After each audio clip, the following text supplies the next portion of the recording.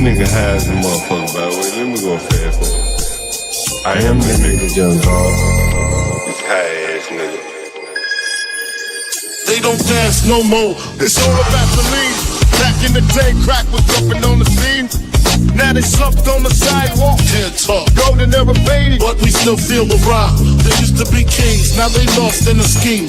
Popping them bottles, throwing money and living dreams. Now they zoned out and mumbling, fumbling. No rhythm in the city, the whole shit crumbling. They used to rock the house, they was riding through the streets. Remember there was dancing, sliding to the beat. Now it's poison in their veins, ain't no pulse on the street. Guess it's over now, they accepted defeat. Back in the day, the rock had a violent freak. Different story now, they got no energy. The new drugs got them slow with the hit unload. Out close and they don't dance no more. Block used to be jumping, top shit they was on. Now it's lights out, guess the thrill is gone. I am the nigga, young dog. I bring it your rough, rugged, and raw, nigga. They don't dance no more, it's all about the codeine. Back in the day, they was rocking on the scene. Even dancing in the rain, now they nodding off. Shit just don't hit the same. I am that nigga, young dog.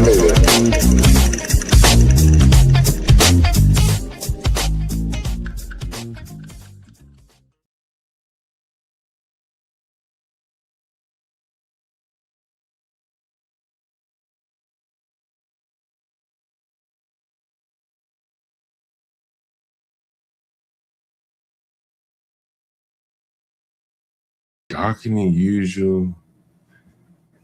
Anyway, let's get into it. Kind of damn near like a weekend review here.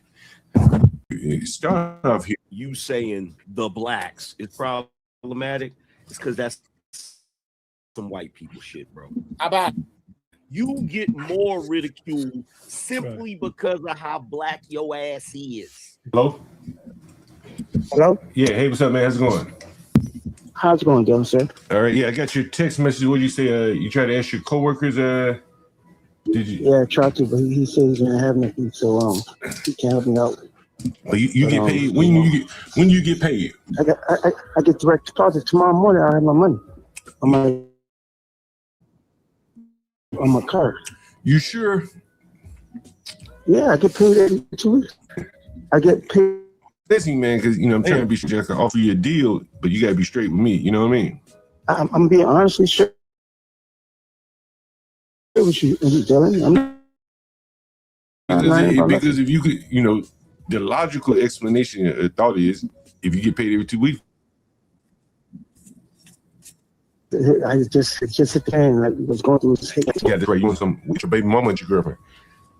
Nah, I was staying with my sister. But she has a family right now, and it's just things is a little rough right now, bro. So you staying with you staying with your sister for a whole year? No, I was staying with her for like a couple months, like about a month or two. But you said you've been homeless for a year. Time. But you said you were homeless for a year. I've been homeless for a year. Yes, I've been homeless for a year. And when she found out that I was in the streets by a friend who that ran into me. Then that's when Oh, that's how your sister found out. Yeah. Okay. Hey, how old are you, my man? I'm 46. I'm an 80s baby. So every time the year gets older, I get a year older. You got any children or anything like that? 9-year-old son. 9 years old. Like that, do you? No, there's no. And your baby mama, she ain't causing no trouble or anything like that, right? No. She wants me to get somewhere so I could see him on the weekends sometime, but I ain't where to take him. No, sir. To be honest with you, man, her mother's in town now, and it's just a rough situation right now, man. Yeah. And you from DC? My sister's in DC, but I grew up in Maryland, Landover, Maryland. Oh, okay, PG. All right. Yeah. And you got no money. And right now, so I where you walk around until people at my job leave, and I was gonna try to come back in here. And I opened up the car. I do deliveries, right? Yeah. So I left the back door delivery van open because last night that's where I slept. In the delivery van? Like, who? Yeah, it's cold in the parking lot. Is your van? My job. Oh, you do delivery, so that's how you able to the van? Yeah. I do deliveries and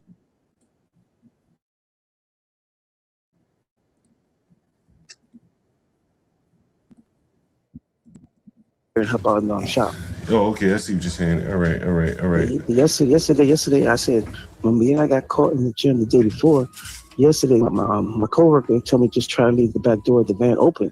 Yeah. Which I did, man. But it was cold as I don't know what out there. It's in a parking lot, and it was still cold. So what did you do in the snow? When it was snowing, freezing and shit. Man, freezing shit, man. I'm talking about just 2 weeks ago. 2 weeks ago. Shit. 2 weeks ago, I was still over at my sister's house. Oh, you sister. Okay. I was still over there. All right, look, man. Look, I got a deal for you, man. Okay. I got one with a twin bed. That's about all you need, ain't it? Yeah, just a bed, yeah. Twin bed? You got TV and everything. Yeah. Yeah, just somewhere I can rest my head, you know. And right now, it's only you and another dude. They'll be in there. You hear me?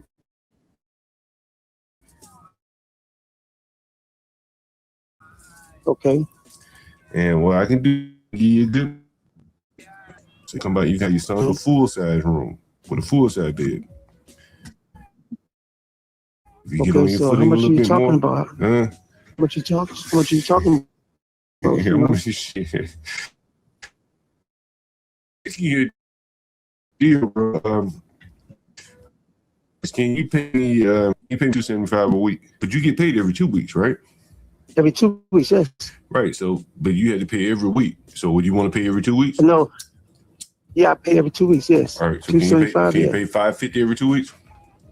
Yes, I can. I can give you that tomorrow, sir. As soon as I wake up, I go to the because I'm off tomorrow. How much you get doctor's paid? Appointment. How much you get paid every 2 weeks? I get after taxes, it's like about $920 something. After taxes. That ain't gonna. Well, they'll leave you about $400 for the rest of the 2 weeks. Yeah, to save. You don't get food. You don't get food stamps or anything. You don't get food stamps or anything like that. Man, I lost my wallet, man, and my food stamp card was in there, but I had to. I lost my wallet, and my food stamp card was in there. He said, "Mr. John, if I rent from you, can you help me get my food stamp card?" Recertify or whatever, and I did it over the phone, so I don't know if it went through or not. And being that I lost my card, I don't know if I got my food for the 15th. Oh yeah. Yeah. How much do you usually get my food stamp? How much you usually get in food stamp? I was getting $290. I was getting $290 every month. Yes. If you can help me get my car back, and if the certification went through, I could be able to get some food in the house. Yeah. All right, so Mr. John, can you help me get some food? Can you help me get it? My recertification, my card back so I can eat some gruel. That's what he asked John Galt. Not the angry man, not the Anton, not the lead attorney. None of these blacks you get up here and parade on social media. He asked John Galt. Yeah. Look, tomorrow I'm off work. I could go to you. You can take me to the bank or whatever, to the ATM, and I'll take the money out and give it to you. If I could just come over there tonight.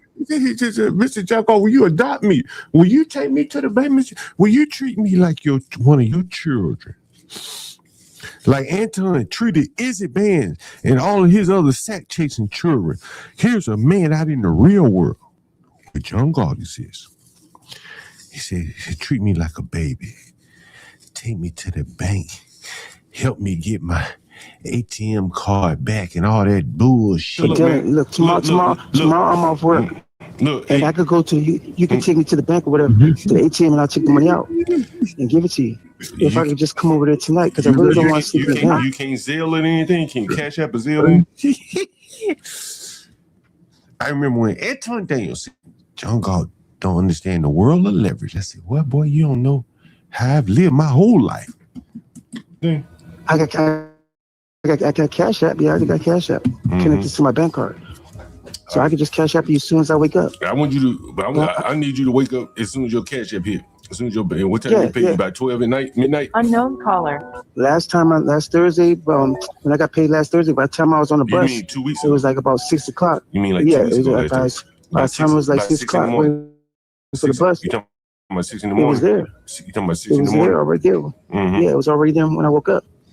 All right, I'm gonna send you an address of a place in Southeast. Okay. You're right by Baloo. You know what Baloo is? I'm maybe we're back up. You know where Baloo is? Baloo school. I think I passed the street. It's on Martin's King. Okay. Yeah. All right. Right off the bus. So I'm listening. So look, I'm gonna send you your address. I'm gonna take it. Don't give me a chance. Nobody else will do this with you. You understand? You do know that. Tell me, sir. What do you call a man like John Galt? Don't give me a chance. Nobody else would do this with you. You understand? You do know that, right? That's right. Now you know I gotta hear that one more time. I'm gonna take a chance on you. Hear me? Don't give me a chance. Nobody else would do this with you. You understand? You do know that, right? I understand, sir. That's why I told you you're godsend. I do know, sir. I gotta ask you, how many times you go through your whole life, you'll never hear blacks talk disrespectful out in public over the phone to anybody? That's correct. Say it again, homeboy. I'm gonna take a chance on you. Hear me? Don't give me a chance. Nobody else would do this with you. You understand? You do know that, right? I understand, sir. You do know that's that, why right? I told you you're godsend. I do know, sir. And so I'm gonna send you the address. I'm gonna send you a code, and you get in. Look, but what I need for you to do, first thing in the morning,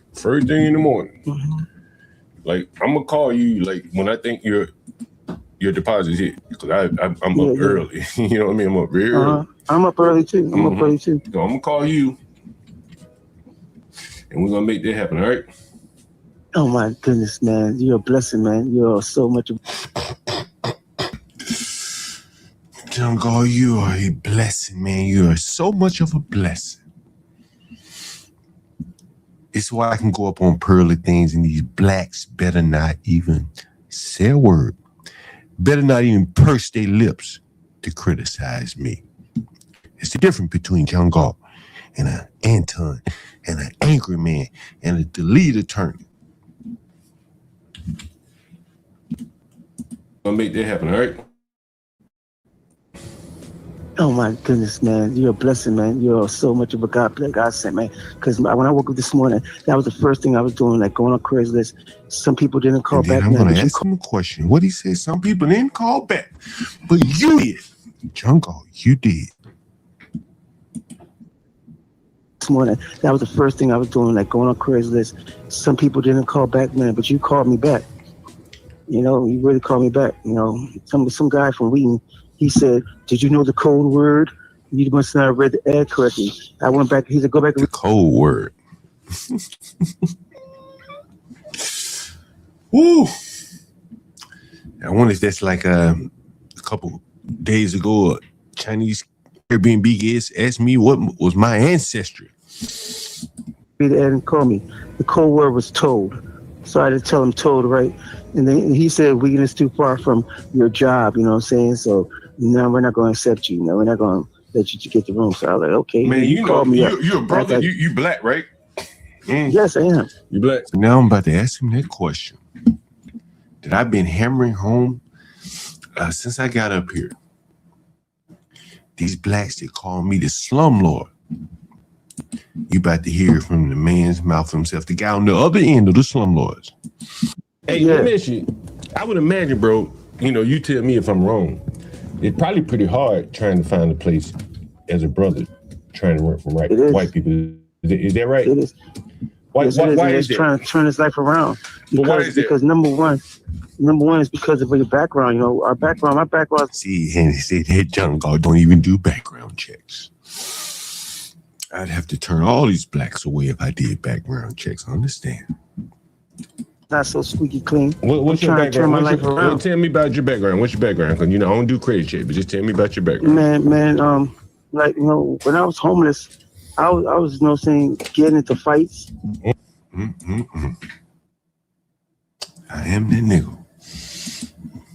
Who would deal with these blacks other than you? Heard what this black just said? Well, he was homeless. He still is homeless. What were you doing? Like, you know, when I was homeless, I was, you know, saying, getting into fights, getting arrested, you know what I'm saying? And like, you know, now I'm going through a program with the court. It's called Mental Health Court.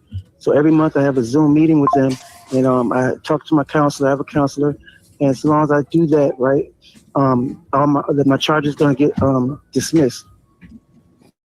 So it's like, that's what I've been doing. Now I got to ask you, what kind of charges you got?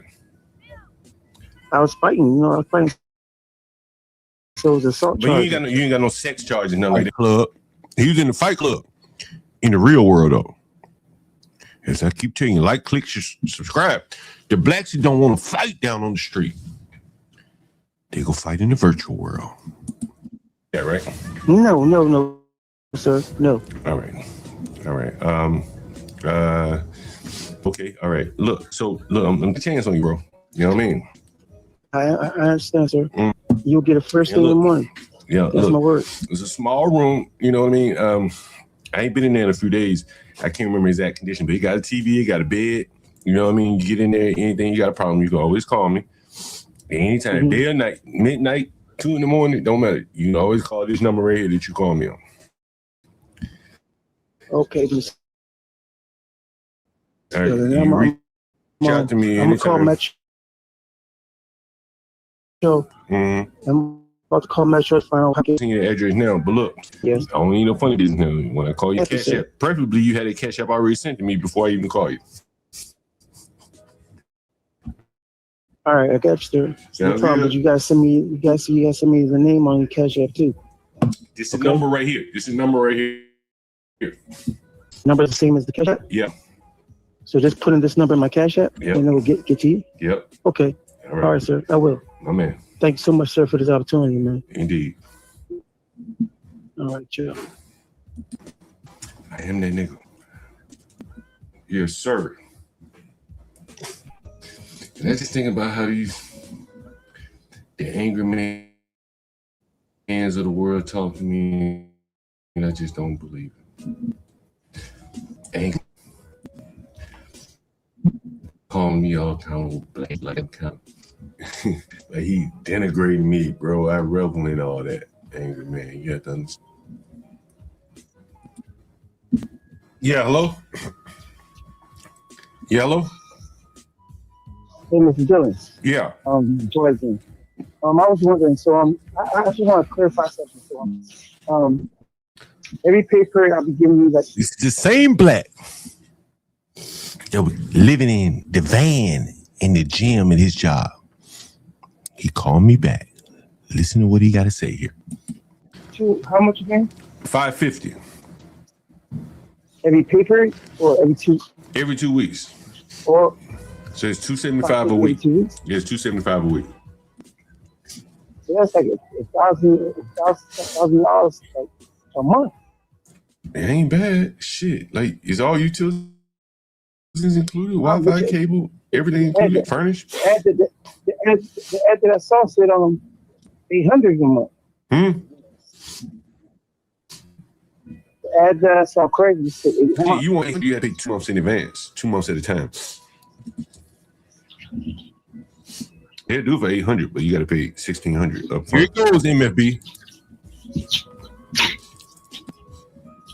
I just keep looking, man. Nigga, fuck my kids. I know my baby mama telling me, get you a place so you go see your kids. Man, I just keep looking. He already told you he had a real serious problem with white people renting to him. He told you that. He said that. You heard him in the video. But the sacrifice for his children, he got to pay me. And what he said, man, I just keep looking, bro, man, fuck all that shit. Fuck them kids and all. They'll do for $800, but you got to pay $1,600 up front.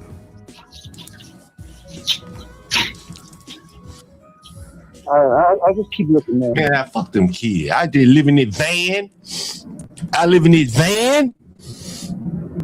I sleep in the gym, take a chance on my job. Fuck them kids. Nigga, I've been taking so many phone calls all week. No, but that dope. And when I went up on Pearly, I dominated because I am that nigga. And the content that I was bringing, man, I could have been up there for 3 hours. No Fox News, no reaction to some clip that I saw on Twitter. That's straight John Galt's dope. Straight John Galt's dope. For a whole hour, and everybody come up. John, I live in DC too. Yeah, I know about this, I know about that. Man, I got clip after clip after clip. I got a white man call me 2 days ago, and I called Brave. I said, Brave, this is what you be talking about, Brave. And the only one that can bring that dope to validate what you're saying down in the real world. When you talking about in theory and all this, I can bridge that gap with the real world examples. And so I had a white man say he living in paradise in Miami. Say he want to move to DC, and we'll play that clip and I'll explain to you why he want to leave paradise to come to Washington, DC and be a renter to John Galt. These are the questions. Thanks for the opportunity, bro. You sure? Man, fuck them cheap. Man, I gotta do what I gotta do, man. I get something cheaper than $1,000 a month. Thanks for the opportunity, man. Yeah, no problem, man. If you look, don't turn. Yeah, give me a call back. All right, man.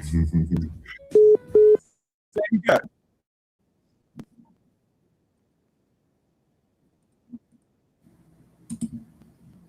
The same guy around the blacks. Depends. And there are very few black people. How the hell would a black person need to live around black people to understand black people? And what I find interesting is it's always a super dark-skinned nigga like you. The situation is concerned. Yeah. I work in Alexandria, Virginia at a print company. Okay. I started a couple weeks ago, so I get paid this Friday. And Yo, I just noticed that he just started a couple weeks ago. And here he is sleeping in the gym at his job. And he gonna say, man, they caught me sleeping in the gym. And I'm delivering packages and I'm sleeping in the van. And then look right here. Look. If you didn't see this, look at this. Look up on the screen. I can't find anyone to lend me the money, so I'm going to have to stay somewhere around my job. He was borrowing money at work. How many of you have borrowed money at work? I'm showing you the underbelly. I am that nickel. I actually get paid tomorrow, but I slept in my gym last night in the job, and you work at a gym? You work at a gym? No, we have a gym in our facility. Oh, okay. Which is nice. Yeah. But, I don't want to be sleeping there because I don't want to get caught in there. Yeah. People be coming and working out, and yeah. Sleeping in there like 2 days ago, you know? Yeah. I'm not trying to go through nothing, but I literally slept on the streets. I was homeless for a year before I even got this job. Damn. Yeah, man. What kind of work you do? I work in a print company. I'm a binary company, so I'm a binary assistant. So we print business cards, posters, phone board signs, and things like that. I get paid real good. I'm a graphic designer also. Well, how the hell were you homeless, my man? Because me and the woman I was with.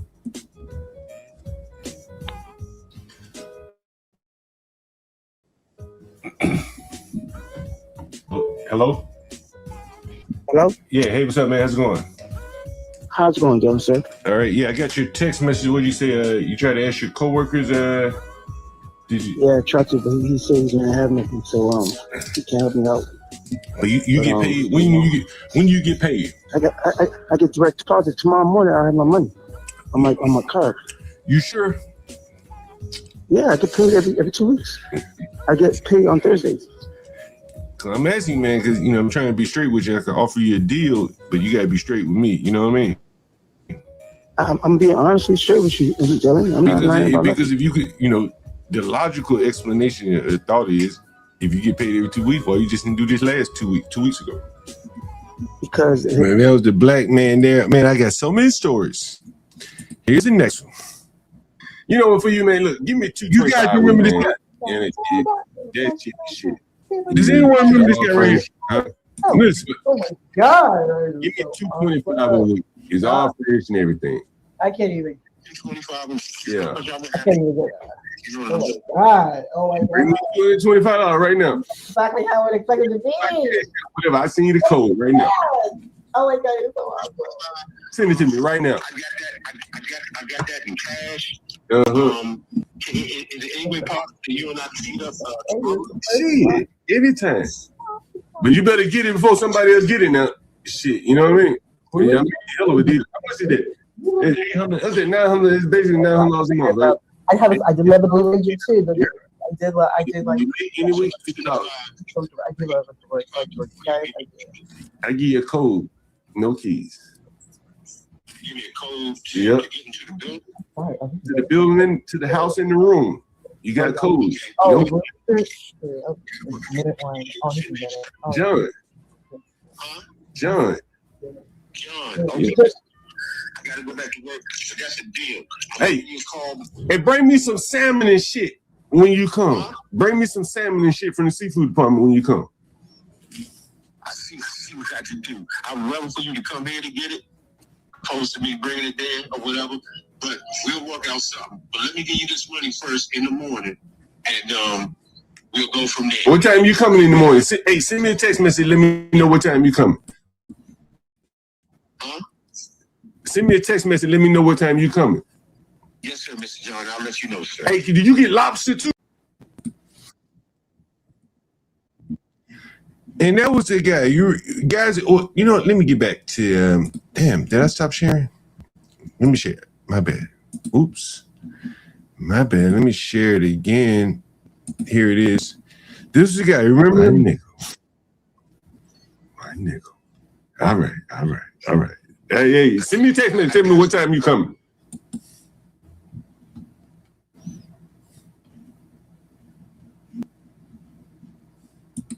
If anyone remembers this, where is it?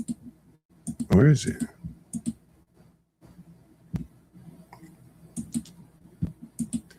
don't know if it's my internet slow or what. Anyway, and so here's the same guy that I offered the $2.25 discount, $225 discount. He called me today. He said, man, just throw my shit away. I decided to just go back to the shelter, to the cocoon of the government. Just throw my shit away. That's what the black man told me. Just throw my shit away, bro. He lasted all of 1 week. He paid $375.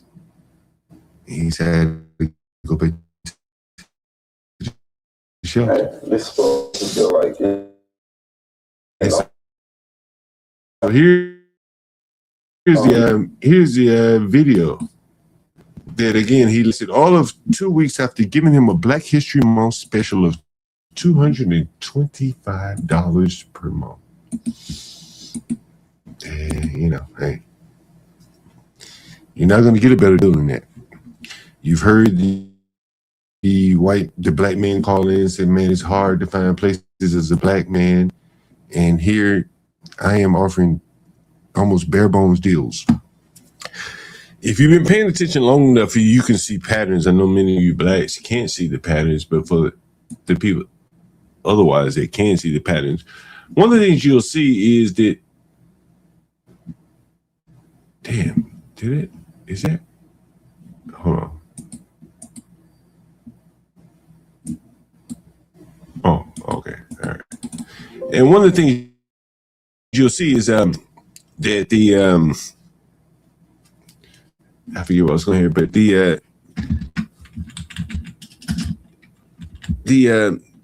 no one wants to rent to the blacks.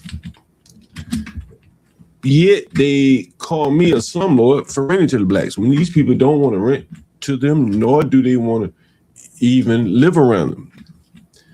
These things are very interesting to me. You know, I hear people like Angry Man. He talks about me in ways I can't believe. You probably heard some of the clips where he referred to me as super black ass nigga. And give me 1 second. I'm putting this clip up here.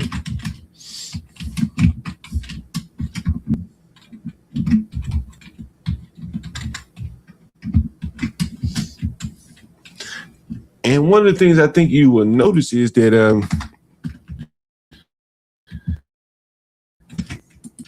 many of the blacks that call my channel, these people can't pay more than, these people don't make more than minimum wage. That's very interesting. Very, very interesting when you think about it. Give me 1 second.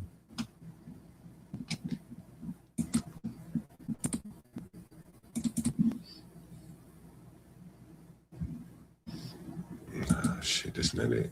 Shit. Give me 1 second.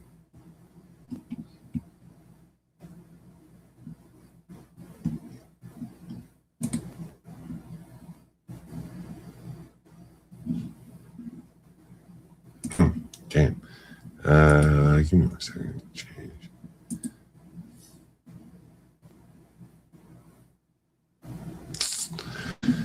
Whatever. It was taking so long. Anyway, while I'm doing that. Anyway, here's another phone call that I took today. So many phone calls over the last couple of days. And so I'm just going to bring you those and kind of give you a review of some of the people that actually showed up to see the places. Oh, man, this is a kind of a motley crew of people showing up to see the places. Here's one of the more recent phone calls. It kind of highlights everything you can see kind of in person. Questions. So just to clarify, I had to tell the landlord all these things. So you say your lady work? Oh, sorry. Yeah, my lady has a job. And where does she work? She works at. Oh, in Maryland. Okay. Damn, so long ride out there. Okay. And how much does she make an hour? Well, we don't do credit check, man. So this is the credit check. We don't do credit check. This is the credit check. That's why I had to call you back. All right. So how much? She pull in 600 like 4,000 a week. Oh damn! You make a lot of money. Now 4,000 a week. Do you think these black men is making $4,000 a week? That's what he just told me. 4,000 a week. That's what 52 weeks in a year. That's over $100,000. If you were to look at him, you definitely would not believe he's making 4,000 a week. And he goes on to talk more. That's what I'm saying. I'm just trying to so I don't want to go to him and tell him you ain't working because you are making money. Just tell him I'm working for just say I'm working because I do roofing. I am a contract. I am a contractor as far as commercial residential roofing. You can say I'm okay. That's the last company I work for. Okay, gotcha. And so if you do you get paychecks or do they just pay you for a job or something like that?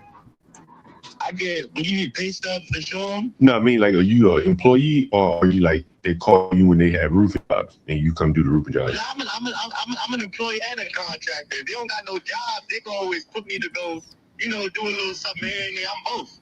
Okay, because, man, you about to have me tell them you didn't have a job. You know what I'm saying? I thought. Understood. Yeah, so you do work. And I'm glad you flew to saying I'm being completely honest with you, brother. I'm a man of respect, right? I'm not bringing no type of harm to the house. I'm not selling no drugs at the house. I just be somewhere where, let me tell you the situation I'm going through. Where I'm at, I'm staying with somebody. I'm their guest and they're trying to put me on the lease. And they told to me crazy earlier. I just don't like somebody talking to me like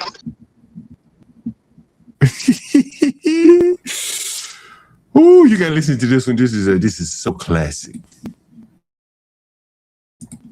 my own spot and feel comfortable until I get on my feet. You know what I mean? Yeah. I know what you mean. Yeah. That makes sense. That's why I called you, because they talk to me like I'm some type of child. That I'm not going back and forth with nobody. Who's this, a family member? Who's this, family member or just a friend or something?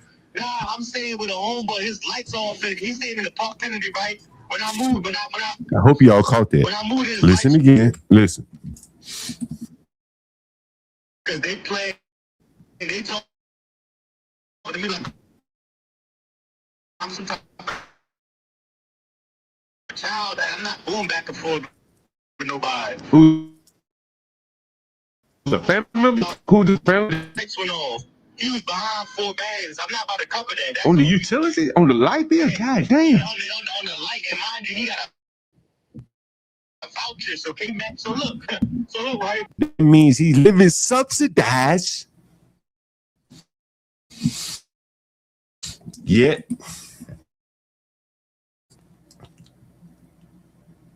Damn.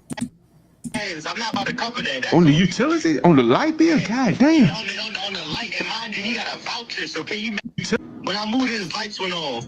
He was behind 4 bags. I'm not about to cover that. On the utility? On the light bill? God damn. On the light, and mind you, he got a voucher. So can you? So look, right. I got a battery. I use a power converter. I put the battery charge. I put a converter in, hook my light up, my TV up and stuff, right? They don't got no lights, so sometimes I charge it in the hallway for like an hour. Can y'all tell me what the problem with that? Can y'all tell me what the problem with it is? No. Listen, I'll repeat it for you again. Listen, I got a homosexual call. Can I say that word? I got a gay guy calling me. I gotta take his call in a minute. I got a battery. I use a power converter. I put the battery charge. I put a converter in, hook my light up, my TV up and stuff, right? They don't got no lights, so sometimes I charge it in the hallway for like an hour, and it'll run me all night. They say and talk about they barred me from the building because I had the battery charged up in the hallway. Does anybody understand what he's doing wrong? Does anybody understand why they want him now banned from the building? I'll let you hear it one more time. I charge it in the hallway for like an hour, and it'll run me all night. They say and talk about they barred me from the building because I had the battery charged up in the hallway. Mind you, discipline they're stealing. I'm not doing none of that. I stay out the way, so you guys are disrespecting me over a battery, and you know my situation. What he said, though, people in there, there's people in there stealing, and he's stealing too. He's stealing power. Me all night. They say and talk about they barred me from the building because I had the battery charged up in the hallway. Mind you, What can I tell you? Who showed you them stealing? See, he talking about them stealing. Go on the channel. There's video of blacks stealing out of my backyard. He talking about it. He's complaining about it. I showed it to you in 4K. That's why I can go up on Pearl and these blacks better not say a word about me. Make a react video. Say something about me if you want to. I show more of this black degenerate behavior that you cannot counter.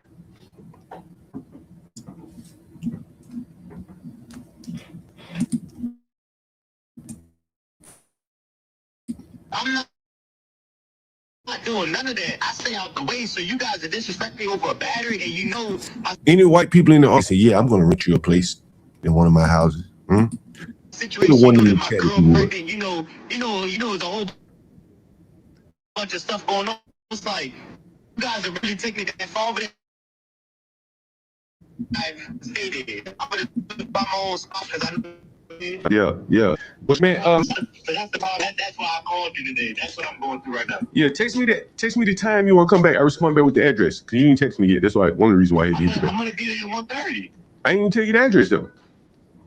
I thought you texted. You didn't text the address? Not yet. That's why I called you back.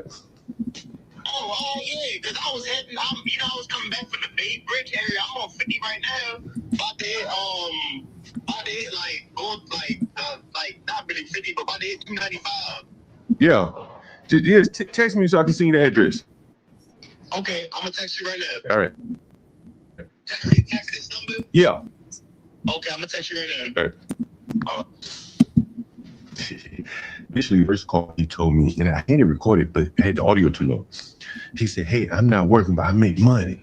My girl worked." And so I'm like, "Yo, you sell drugs or something?" And he's like, "No, I don't sell drugs, but I make money."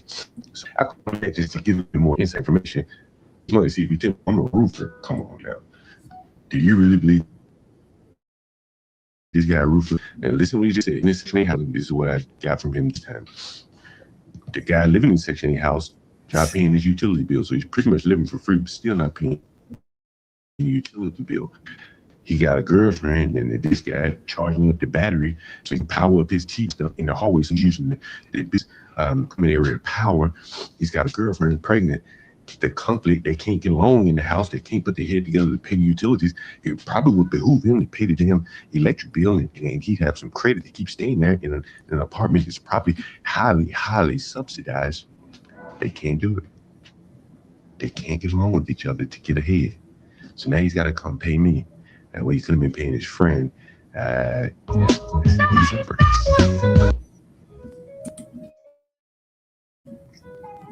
And I'm glad that And that was just one of so many guys that have called me the last couple of days. I don't know what the deal is. And the last guy I want to highlight. Let me see if the video's up here. It should be up. Where is it? It should be up here now. And so this is the last video. It's not even the last. I got a couple of them. But here's the next one I want to share with you. Let me make sure it's here. It should be updated by now.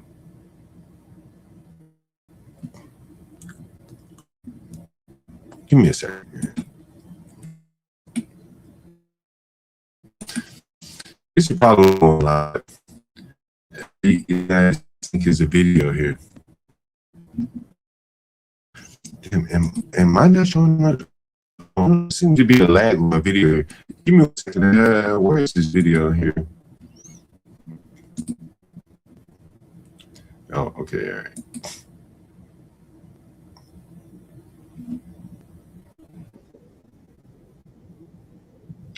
Let me change the camera to preview. Let me change the camera to preview.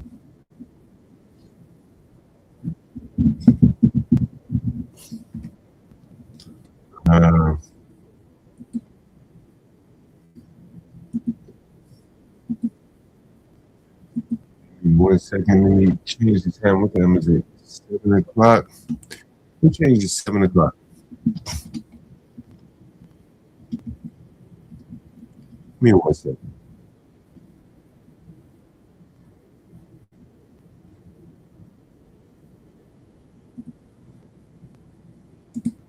There it is. All right. All right. So let me. I think I already played this one. Let me get to this one. Let me. Before I get to the pearly, I do want to play this video. This is another video of a phone call that I received earlier today. And I mean, I've been getting them coming and going here. This video is about to premiere. It's going to take a little bit to preview. So while we're doing that, I guess what we'll do is we'll review Pearly. Oh yeah, that.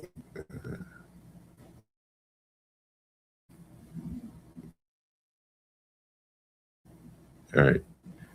Yeah, so we'll review Pearly. And so while this uploaded, we'll take a look at Pearly. So I was up on Pearly last night, and yeah, I thought it was pretty interesting. So we'll see what we have here. Anyone want to join the panel? I'll put the link in the chat in a second, and you can feel free to respond to these Pearly things with me. Here it is.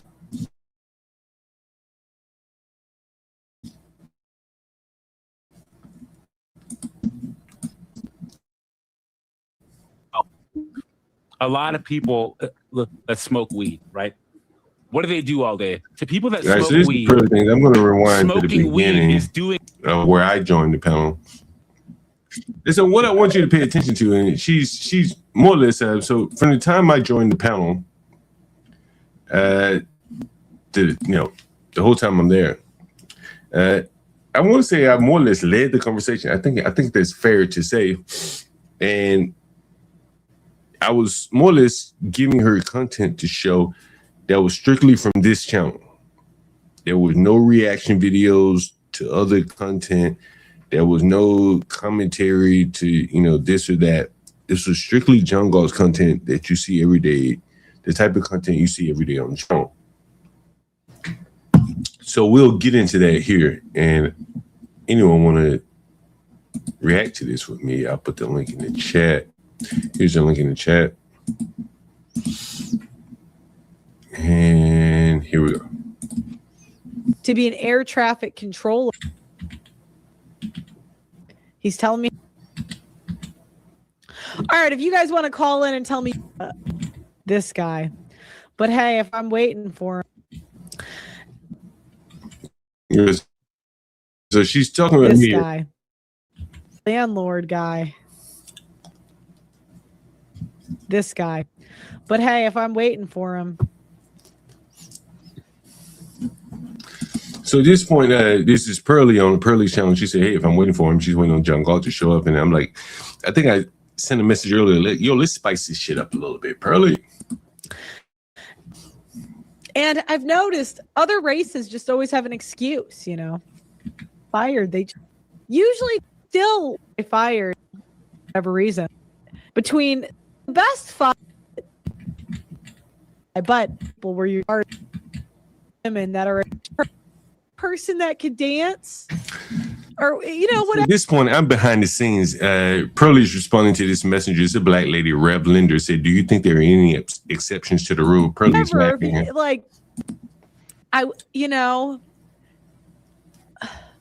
It just shows you're not dealing with an intelligent person. So there are exceptions, but it's not you. Because you had to ask that question. Like only dumb people have to say not all. It's just that's why women are kind of dumb, because we always have to. The heck, I keep getting these frickin'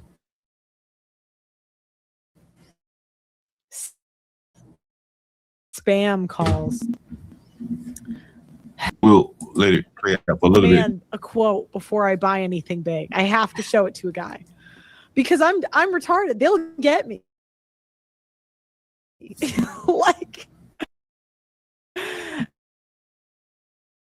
like as a woman, lady, it's just easier to go through life that this is agency. People are ripped off. I could get ripped off for a shirt or something. Yeah. Change my view. You deserve it. You're muted. I'll unmute now you. John Galt has arrived here. I've arrived. Let's see what's going on. Hey, what's up? How are you? I'm good. How are you? I'm doing well. Well indeed. You had some observations that you had to. So, guys, if you don't know his backstory, I guess he does housing for black and white people. And no differences in the housing for black and white. Yeah, he just calls in and gives his observations. I called in once. With the people. You've been in the chat ever. I've seen. I haven't been on YouTube very long, maybe 2 years.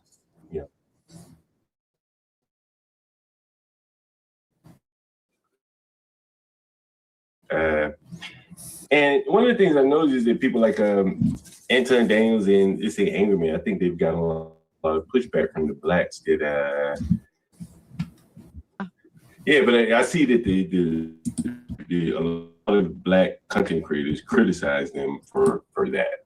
Have you noticed that? I gotta be honest, I just cannot spend a lot of time on black YouTube. So I don't know what they're saying over there. Well, anyway, So I always found it interesting because I think that like self-censors them in that they can't work outside of their own little black YouTube because they get so much criticism if they work with, say, someone like you. Even though the Angry Man or Anton, they say things probably worse than what you said about black people, but them working with you, takes it up a notch. Mm-hmm. I don't know. Anyway, so apparently we could go where you want to go with this. I've been dealing with some some extreme black behavior probably the last couple of weeks. I mean, very extreme. So wherever you want to go, I'm game.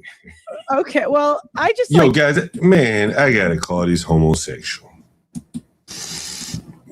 Man, Jesus Christ, it's always something. I don't know why the lighting's bad in here. It could be the camera. Trying to change my setup here. Give me 1 second now. Let me call this homosexual. Let me call this guy. So let me tell you about this guy. Before I call him, I show you a video of one of them. This is very interesting. I'm going to tie it all back. Oh, I've been dealing with the blacks. Let me see. Let me show you. I'm going to show you. I can show you one of the guys. Let me see. One of the homosexuals. Let me see. Is this it? Yeah, I think this is it. And so here's the guy. This is it. This is it. Look. Look, this is the guy. This is him. Oh, you see my screen? Okay, cool. All right. So this is the guy. Now, this is the day that the Hispanics are cleaning up in my house. And this is one of the black homosexuals. He's going to walk out. Look, you're going to see him walk out. Look. You know how to do that? Can you fix that? Look at this. Now, while the Hispanics, this is one of them, was in my house cleaning up piss balls. The other homosexual, gay tenant, whatever you call these people, was upstairs, presumably asleep or watching TV. And he had nowhere to go. He could have taken the place of these two guys. It was two gay guys. They could have said, hey, Mr. John, I'll do what those Hispanic guys are going to do. I can smell the piss coming up out of their room. I'll clean it up. They did not do that. And so I want you to watch this black man. He has nowhere to go. He packs up everything on his back. He walks out in front of these Hispanics. Here you go. Where you going? There you walking up the street. There you where you going? We're going to get right there when he walks out of the house. Oh, no. He walked that right here. Yeah, right here.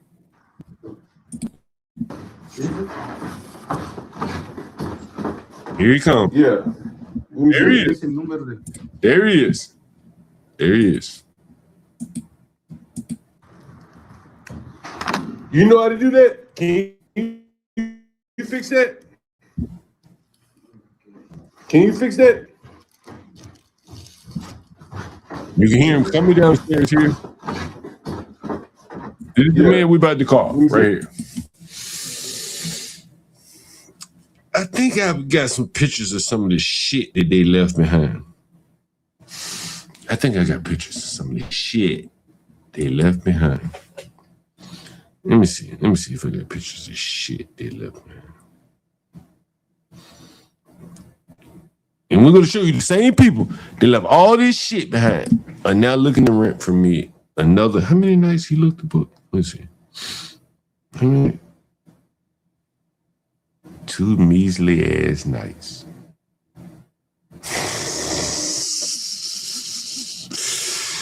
Ooh, 2 measly ass nights.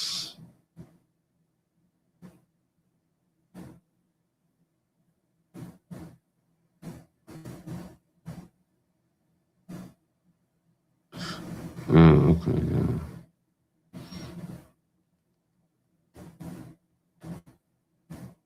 Okay.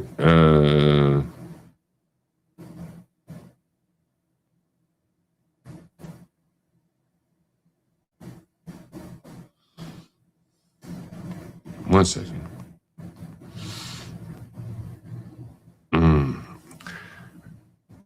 What was up at the show? I'm a little drunk. I'm a little high. Yo, I fell down the stairs, man. Last couple of days, I've been hurting bad.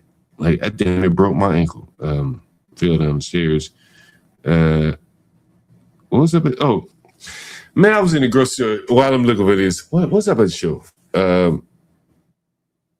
It's so many damn down bad blacks. Which one was up at the show? Is it this one here? Oh, the gay. Oh, I gotta call this gay guy. God damn. Let me call him. He had called me 2 times already since I've been on the stream. The gay guy. Yeah, call him. All right. So you see him. Here's one of the homosexuals on the screen.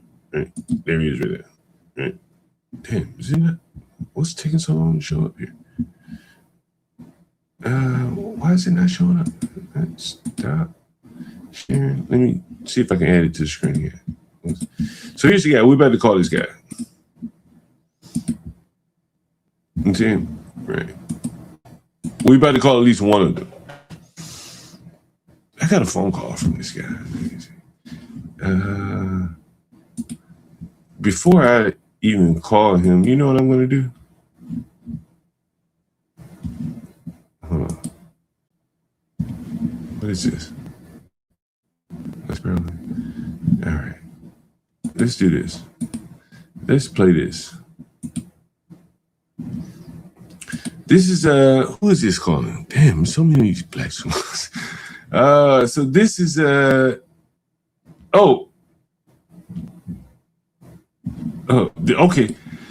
So you remember the man that I offered the deal for Black History Month, right? I said, hey man, $225 for Black History Month. And you remember, if you've been watching the channel long enough, you remember he brought me some fish, some red snapper and shrimp and shit.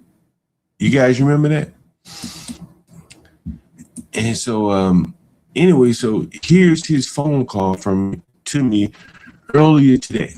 Oh, this is truly amazing. Oh, it's still uploading? Damn, okay, we go to this. We'll wait on that. And we go this.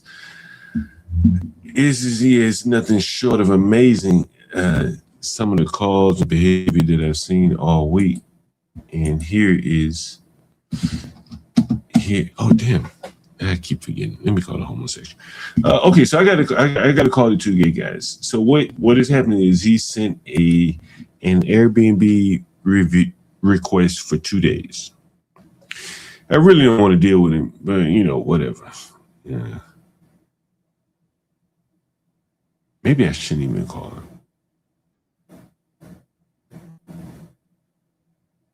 Shannon, I don't lie too many blacks up here. And I know you ain't got but a handful of words to say.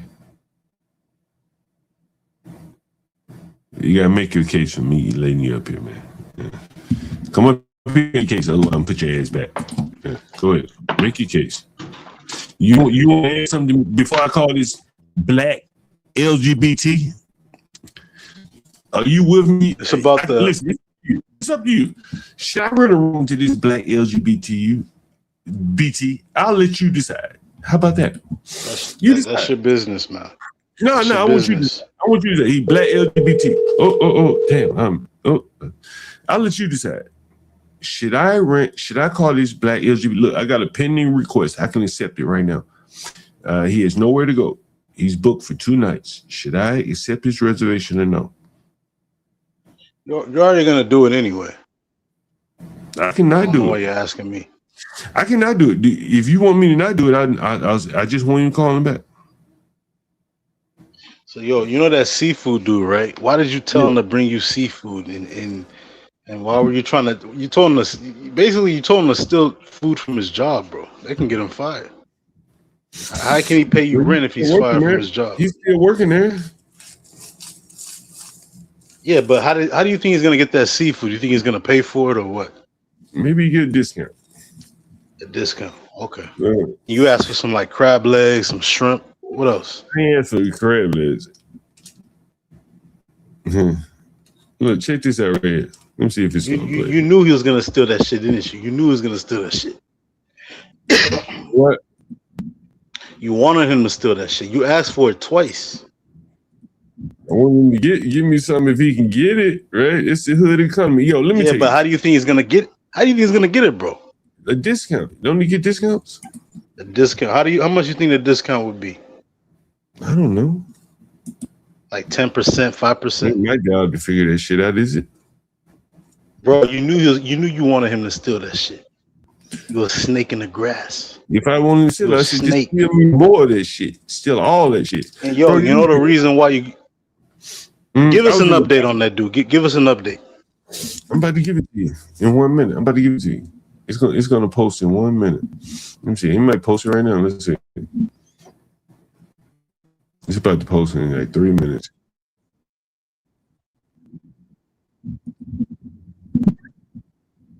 I'm about to post it in like 2 minutes. Who's this? 12 man. What's up, 12 man? He agreed on not. He agreed on What's 900 up, a John month, Galt? Long time, which is a reasonable amount. Reasonable amount. Good to see you again, That's the man. standard. That's the standard rate. Hold on, And then you it asked for was some $225. seafood. You asked for some seafood. Why? Bro, $225 a week was a discount. Remember, it was Black History Month. That's not a discount, bro. 900 a month is standard in the Southeast. Bro, I just had a phone call from a black guy. He said, "Man, they made him ask." The same in Boston. Okay, well, are you renting in Boston? Yeah, for a room that's 900, 800, 900. 800 is like how many rooms you got? How many rooms you got? Like 15. You got 15? Okay, all right. I know you're lying, right? Because you ain't ever mentioned. You know, you know those triple deckers in Boston, right? You know, they have there's like usually like he lying, John. He 4 bedrooms. You don't need to turn this shit, lying and shit. In a living room, and then it's like 3 floors, right? You don't know Boston triple deckers. You ain't doing this shit, bro. Convert the living room to a room and everything. Bro, come up here. I'm not lying, bro. You doing this black ass flexing shit. I put your ass down. You just hate it. Man, drunk up here and you up here lying and shit. You know that, right? Bro, you know what a triple decker is, right? Yeah, I know what a triple decker is. So why? Right, there's like at least 5 rooms on each floor. That's 3 floors. That's 15 rooms. You don't own no fucking triple deckers that you rent out like that. Let's be honest, bro. You think I don't? No, I do. No, I do Section 8. Told you that. You do. When you started doing Section 8 years ago. Yeah. You can't accept them anymore, can't you? Tell me about Section 8 then. What do you want to know? You just wherever you want to start. You're trying to change the subject, Joe. Why are you doing this? You know about Section 8. Give us an update on that seafood dude. Give us an update. You have no interest in Section 8. You just want to talk about me and some damn seafood and shit. Nigga, let me tell you. Yo, why would you ask for some seafood when he gave you a reasonable amount? Like, why would you do that? Hold on. It might not be CT, man. Is that CT? I don't think that is. Yeah, that may not be CT. Is that you, bro? That you, bro? You got your mic off, camera off. Bro, I went to the grocery the other day, bro. And the damn machine. I don't even know why I got you up here. I'm really just being nice having you up here. Don't worry out, you're welcome. Anyway, so I'm in the grocery the other day. How'd you fall on your face? How'd you fall? Thanks for having me up here, John. Is this CT? Yeah, this is me. I'm using another account. Oh, remember when you fell in Brooklyn? You remember that shit? Yeah, I know you can't be productive. Have a productive. Remember when you got up and hit? I'm gonna put you down, and then I'll bring you back a little bit later. How about that? You know, CT man, So, John, you were on Just Pearly Things, huh? Yeah. Man, you know, CT. I don't know why I can't hear you. Something probably on my end, man. Oh, you can't hear me? You can't hear me? 12 man, can you hear me? I can hear you. I can hear you, John. You leave out and come back in, CT. Yeah, I'll go back. I'll go out, John. Yeah, come back and then come back in. Yeah, I'll let you back in. And so, man, what was I saying? God damn, this damn King Chanel is fucking, he just fucking irritates you. What are you at? Oh, yo, John, can I ask you a question? Yeah, what you about to ask? What have you had to go through over the last last few weeks with your renters. Oh, I'm sorry, bro. I'm showing you pretty much the last couple of days. To be honest with you, I got much more. Sorry, I'm kind of drunk, John. Yeah, I know. You told man. So you just hold your fire. Then here's a video I do want to show you. I want to wait till CT comes back up. To be honest with you, but here's a video I do want to share with you. Is this it? Okay, yeah. Is it up now? Okay, it's up now. All right. What time is it? Is it all right? What time is it? Yeah. Okay. Cool. All right, should be up shortly. And I'll be playing that video. 12 man, where you been? 12 man, by the way. While we're waiting on this video, where the hell you been, 12 man? Oh, I went to the bar and we watched the Seahawks crush the Patriots, and yeah, it's been all good. I saw that. Yeah, I was surprised they beat like that. What do you say? Then I had a couple other technical problems with a battery, but I figured that out. So now I'm off grid and loving life and don't need no women, especially no crazy women. But I do kind of like Mella. You know Mella, right, John? Yeah, I know Mella. Kind of yeah, Mella, she's a sweetie and in San Jose, so I've been watching some of them people. Love, huh? You found your online love with Mella and all them, huh? Yeah. I got all kind of black women that love me.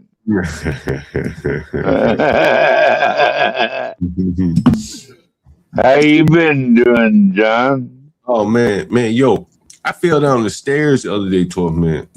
And, shit! Yo, damn near killed myself, bro. That sucks. Hell yeah, it sucks, bro. Damn, why the fuck is this video not playing?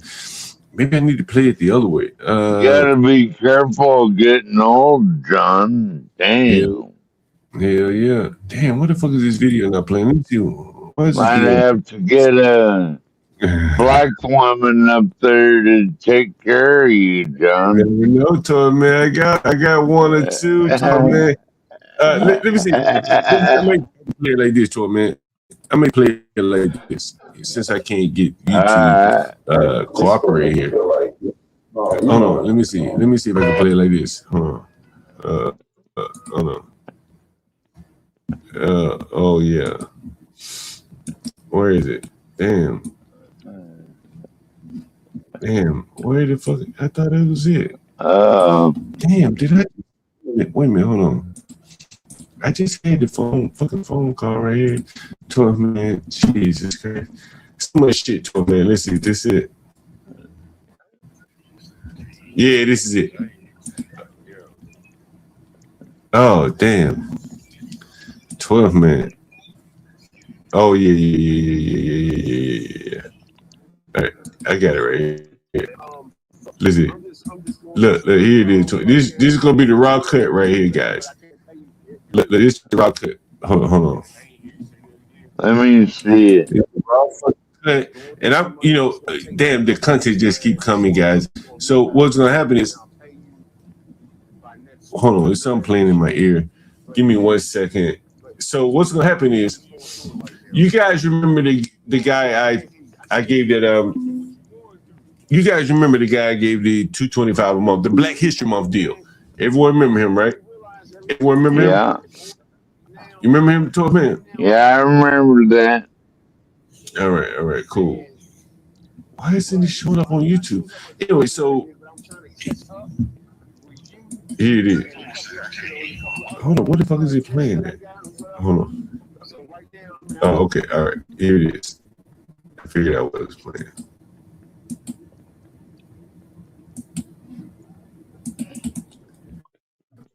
Give me 1 second. So this is the guy offered the I hope you guys are able to hear this. Otherwise, we have to wait till it gets to YouTube. This is the guy offered $225 a week. That's a hell of a deal in DC. That's a hell of a deal in DC, man. I mean, you can't find that anywhere. I've already played one call where a black man said, "Man, I can't even find people that rent to me. They have these passwords like toe that you got to remember to even get a chance to go see the list." Roz girl, I hope you were listening earlier. A black man called in to me. He said, I asked him, I said, why is it so hard for black people to find rentals? He said, man, they play all kind of games with you. They have passwords hidden in the Craigslist and the Facebook ad, and you got to read the whole Facebook ad, and then they have one password that you got to remember when you call the person. And for this guy, the black guy, he called in, the word was toe, T-O-E. He didn't read the whole ad. He was desperate. He just called the number as soon as he started. And the man said, what's the password? I don't know. T-O-E, John? T-O-E. And the man said, I don't know. I'm just desperate. I'm looking for housing. I've been living in the streets, in the vans, in the gyms and shit. And so the man said, get the fuck out of here. I'm not renting you, right? This is the state of housing in Black America. And so here is I can't, man, I've been drinking and I've been smoking. Here is, what's up, Ryan? Here John, is, can I ask you a question? Yeah, ask me a question quick to us, man. What's up? How are you going to deal with all those Mandami property taxes in New York? Because you know the thing about that, I'm going to release a video later. And this is what's very interesting about DC. King Chanel, man, go away, bro. Like, a white man. Hold on, 12 man. A white man called me 2 days ago.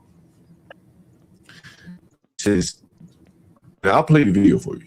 He said, John, I'm living in paradise in Miami Beach. Absolute paradise. This is what he said to me. I said, well, why do you want to move to Washington, D.C.? I put that question to the audience. Why do you think a man living in paradise, an older white gentleman, will want to move to Washington, D.C.? I don't know, John. You got, okay, so you don't know. What about you, Ryan? Any ideas? Roz girl, you live in the D.C. area. Any ideas? Ask again. I was letting 12 men. Why would a 60 No, go ahead. Why would a 60-something-year-old white man who, as he describes, lives in paradise in Miami Beach want to move to Washington, D.C.? Oh, wow. Well, that could be a few things. It could be employment. It could be social connections. He lives in D.C. He lives in Miami. He says paradise. Presumably, he doesn't need employment, so you can scratch that out. Okay, keep going. So scratch that one out. What else you got? He's wanting to meet another group of people. Maybe. That's right. He said, man, I want to be around the intelligent people in Washington, D.C. I'm not making this up. Right. I got video of it. I got audio of it. Yeah. They're telling me I want to be the assistant to the assistant to the assistant to the assistant. And I'm willing to be a bartender, a busboy to accomplish my goal. I got video of it. This is a white man willing to leave paradise to become a busboy in Washington, D.C. Right? Imagine that. Think about that. I can't imagine that. You said he's 60 what? You can hear it in his voice. He sounds about 60, yeah. Oh, but we don't know that's his age. I may have asked him. I can't remember, but he wasn't the man that was trying to build a career. You understand? Right, sure. Right. He He's past that point. He's past that point. Right, you can hear it in his voice. A young man. You're talking about a young man, John Galt? No, I just said 12 man. He's an older guy. Anyway, let me share this video. It should be up for processing now. Let's see. Otherwise, we'll do it on CapCuts. What in the fuck is going on here? All right, we'll do it on CapCuts. Fuck it. Hopefully, CapCuts will show it in the right dimensions here. Here's CapCuts.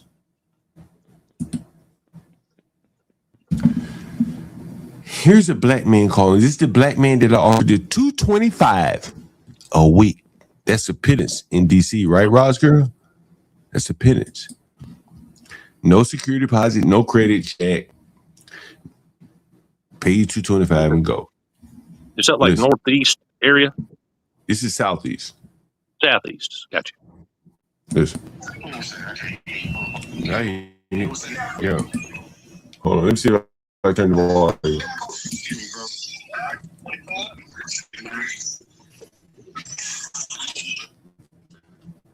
Yeah, man. Look, I'm just going through some money problems right now, man. I'll be able to pay you later, but I can't pay you, and I'm leaving. I said, man, I'm just gonna leave your house, bro. I'll pay you by next week. I know that for sure. But yeah, right now, bro. I can't hear you. What you going through? I'm going through money problems, man.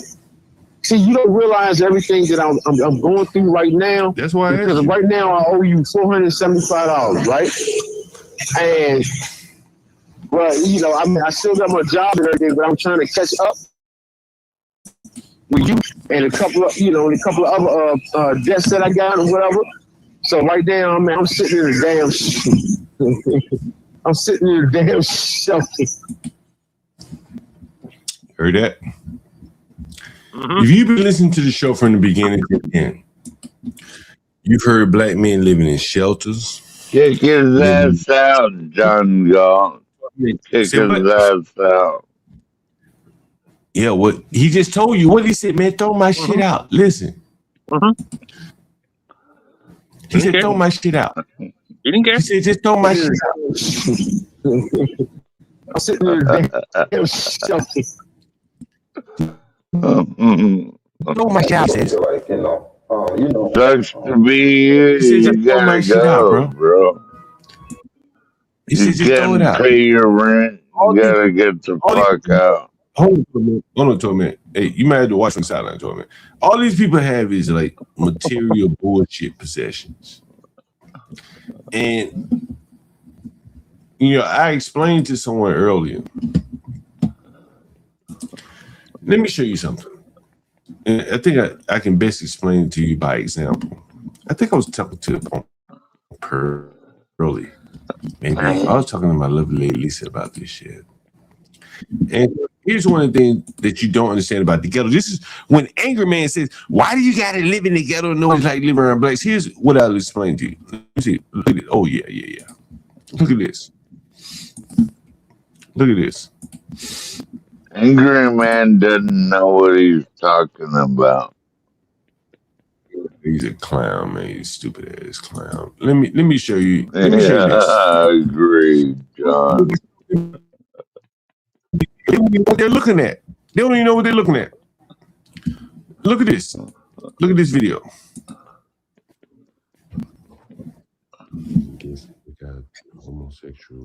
No, this is the same homosexual that we're about to call in a few minutes. This is his room. His former room. He's the one that's burning the incense, clogging the kitchen sink. He's homeless. He still needs young Galt. This is his room.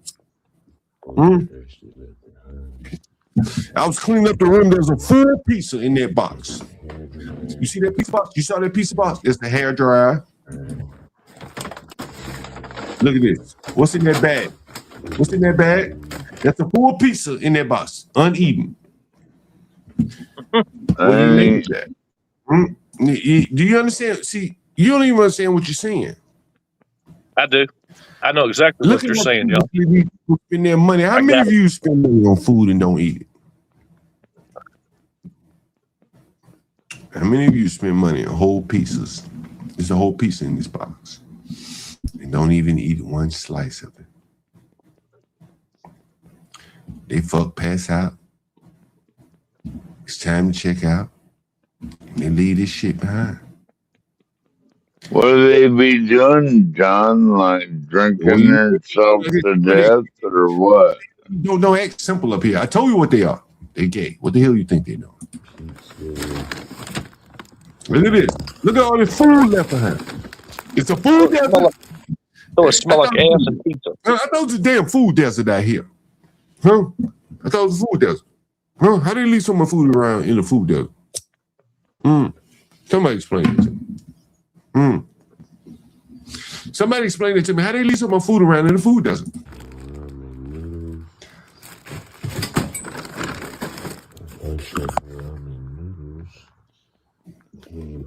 Well, this Pearly thing is asking me, like, why do black people so fat? Well, now you see what the diet is, don't you?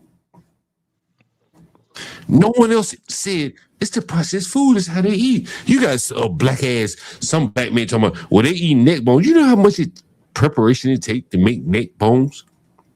From beginning to end. That's a lot of time, John. Huh? What did it take to eat neck bones? That's a lot of time to make what did it take? Neck bones or anything like that. How long does it take to cook chitlins? 20 minutes? 30 minutes? How long does it take to prep chitlins? I don't eat chitlins. 30 minutes? Hey, don't answer the question I asked you. How long does it take to prep chitlins? Forever. How long does it take? Forever. Okay, well, Ryan, you got any answer? Well, it takes 2 or 3 hours. Do you think people eating chitlins? Hell no. Huh? Start to finish? I mean, from the, from pressing it down and right. washing them and all that. So this is what I'm saying. The Pearlies of the world. If you roll back what I'm saying on Pearly. Wow, black he like, well, they eat chitlins and shit. I'm like, bro, I haven't had one black tenant eating chitlins in 30 years. That's not why they're fat. John, people still eat that shit. Oh, you fight to him, man. So what I'm explaining to you is the cultural disconnect why blacks like the Angry Man and the Anton Daniels get fired from other blacks when they try to team up with Pearly. Because they teamed up with someone, and I showed you the clip of Pearly, where she had this black man up on the panel. And he's talking about black people are fat because they eat chitlins and pig feet. I mean, ain't no black person in this country overweight preparing chitlins and pig feet. It just don't happen that way. You got to know. That's protein. Blacks That's protein. That's protein. I love pickled pig. John Galt, I love pickled pig feet. Yeah, man. You ever had pig feet? Blacks are fat because they like processed food because they're lazy. Right. You get this black man up on the panel saying, well, they just like pig feet. He going off some stereotypical reference that he has no basis of making that statement. Right? This is this guy. Remember him? This guy right here. You remember him? He's the one that said they eat pig feet and shit. Listen. Butterflies in the sky. I cut it up. So, guys, first of all,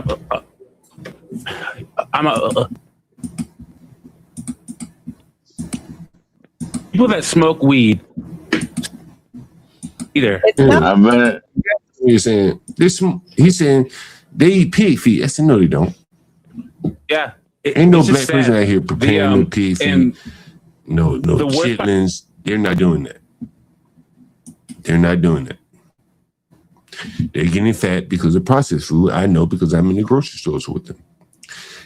And that is what I think is the problem with Pearlie when she tries to interact with blacks. It's that cultural disconnect there, where the blacks are able to more or less attack her and attack the people that they team up with her because of that cultural disconnect. Again, you see it right here with the black guy talking about black people eat chitlins and pig feet and neck bones, of which today they're too lazy to even cook that shit. Not all. Not all. That is very true. It is Yes, very true. And so, you know, the black man that are offered the discount for the $225 a month, he couldn't even pay it. How bad the blacks are. They can't even pay. How much you bet they all have EBT cards issued by the state? All EBT cards. Yo, bro, I played a card from a guy who lost his EBT card. He gets $279 a month. You remember that? Mm-hmm. You remember that? Yeah. Yes, and sir. he was like, can you take me to get my food stamp card? You heard it? Yeah. Right? Yeah. Hey, this is the state of Black America. You know what I mean? Like this man was too damn incapable of getting his food stamp card. And if my memory serves me correctly, he was the same man that his baby mama was saying, you got to find a place to live before you can come see your children. Right. Yeah. So what he's doing is he just started the job, and what is he doing? Living in the back of the van, the work van, sleeping in the gym, taking a chance on his job. Correct? Yeah. He just started. What a mess. And he already begging. I showed you the clip of him asking people his job for money. Because I asked him, I said, hey, man, see, this is part of the credit check that people don't even realize what they do. Well, listen, let me ask you this question. I asked the guy, I said, hey, man, you say you get paid tomorrow. Call me back. I said, I'll give you a couple of hours. You can hear it on the video. And let me know how much money you got. It could be $5. How much can you put down? How much can you put down? Yeah, until you get paid tomorrow. Now, why do you think I asked him that? Well, probably because you knew he wasn't going to pay you anything. The reason why I asked him that was I wanted to see what his social network was like. Oh, you were doing that. I didn't know you did that. I didn't know you did. Right. I do that. If I told you, right, you're homeless. Your sister just found out you're homeless because somebody that she knows saw you living up under a bridge. And I said to you, Ryan, give me a call back in 2 hours. Let me know how much money you got. And I know you get paid tomorrow. Go borrow some money from anybody you know and call me back. I didn't put a parameter on how much money you need to come up with. Gotcha. Come up with something. He came up with nothing. It was on the video. He said, I asked my coworkers, my friends, my family, presumably, and I came up with nothing. So as a landlord, what does that say to you? Hell, that's kind of a no deal situation right there. No deal. Why is that a no deal? He's a liability. The reason why it's a no deal is because push come to shove, he has no one to call to lean on. Correct? Right. Because none of his family gives a shit about him. He can't say, Mama. Right. Mama ain't helping. Sister ain't helping. Brother ain't helping. Uncle ain't helping. He was living with his sister, right? Well, she had all she wanted. She had all she wanted. Well, you know, she probably like, look, man, you got your children coming over here. I got a voucher. I'm on a Section 8 voucher. You're going to get me in trouble. Right. Just like the other black man who's living in a Section 8 voucher apartment and there were no lights. Right? And so what did they do? There were no lights. He he bought him a power pack instead of contributing to the electricity bill. And so the apartment building said, you got to get the hell out of here. Right. And of course, he probably had 0 credit, so that he don't care about his credit score. Right. So he said, but I make money. I get money. Right? That's what he tells me. You can hear it on the video. I get money. And so I get money. And he said, but my girl, she works a real job. His girl. But I get money. That's how he described himself. So you can hear me on the stream calling back. I said, man, and this is the angle I play. I said, I can't tell the landlord that your job is I get money. Right. Yeah. You can't write that down. I get money. Money I got. Ain't that a rap song or some shit? I get money. I don't know. Right. I don't right. know. And so he's telling me, yeah, I get money. In the black world, that may work with some ghetto ass landlord. We ain't been around the block the way I have. But with me, that don't work. It's red flags all over the place. Oh, yeah. Right?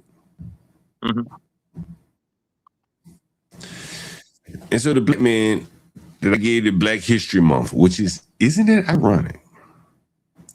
I gave a black man a Black History Month special. And he lasted all of 1 week. Think about that. You did that because I haven't seen you stream, so I don't know about all that. I haven't seen you in a while. Yeah, I got the video. I got the video up where I played it. I said, yo, this is a Black History Month special. And I asked him, I said, you black, right? He said, yeah, I'm black. I said, okay, cool. You black. So we're going to give you a Black History Month special. And I said, $225 a week. That's good, right? That's cheap. It's nothing. He lasted all of 1 week. All of 1 week. Look, Ryan, this is the black man saying he borrowed money from work. Yeah. Play that. Play that. Here it is. Here it is right here.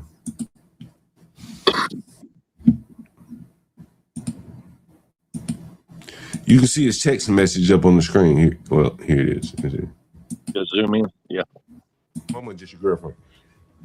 Nah, I was staying with my sister, but you know she has a family right now, and you know, it's just things is a little rough right now, bro.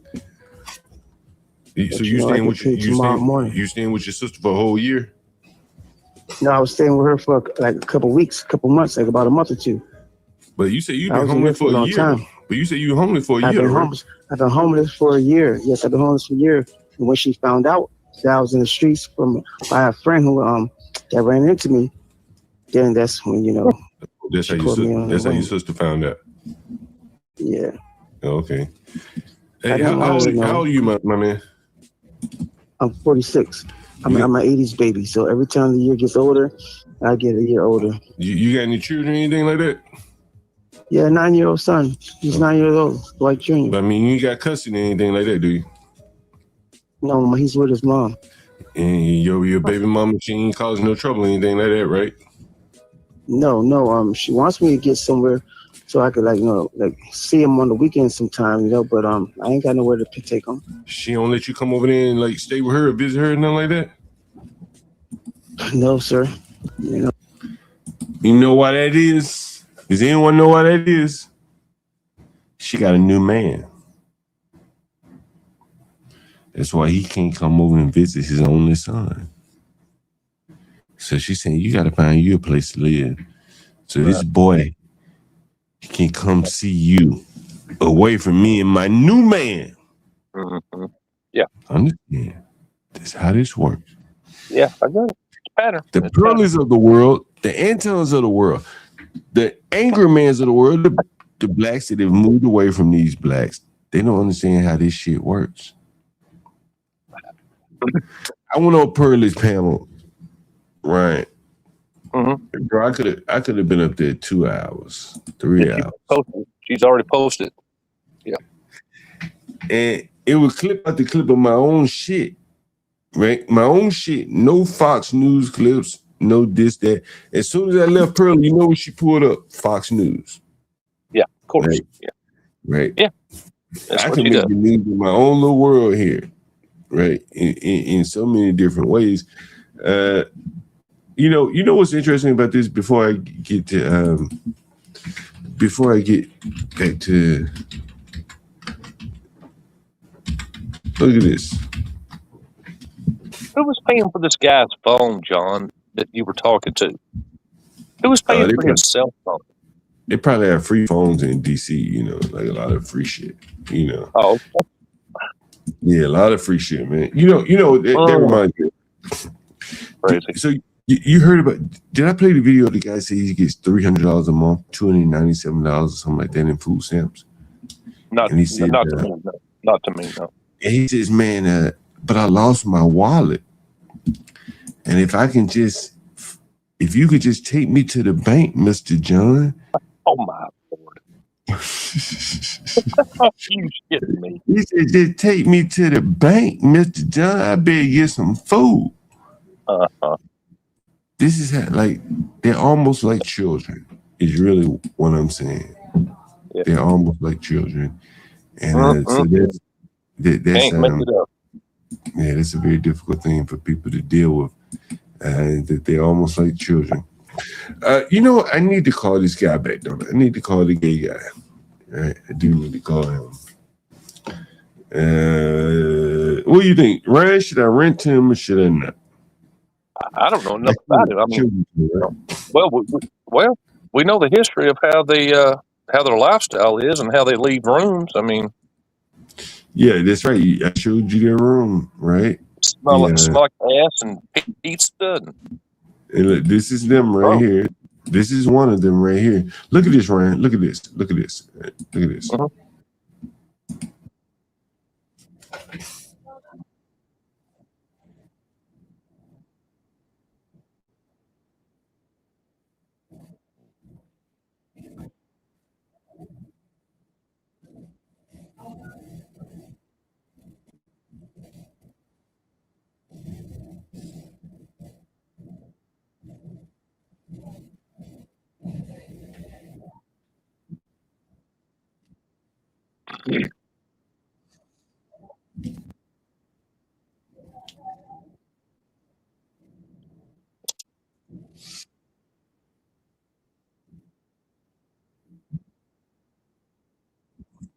So that's him right there. He had just checked out.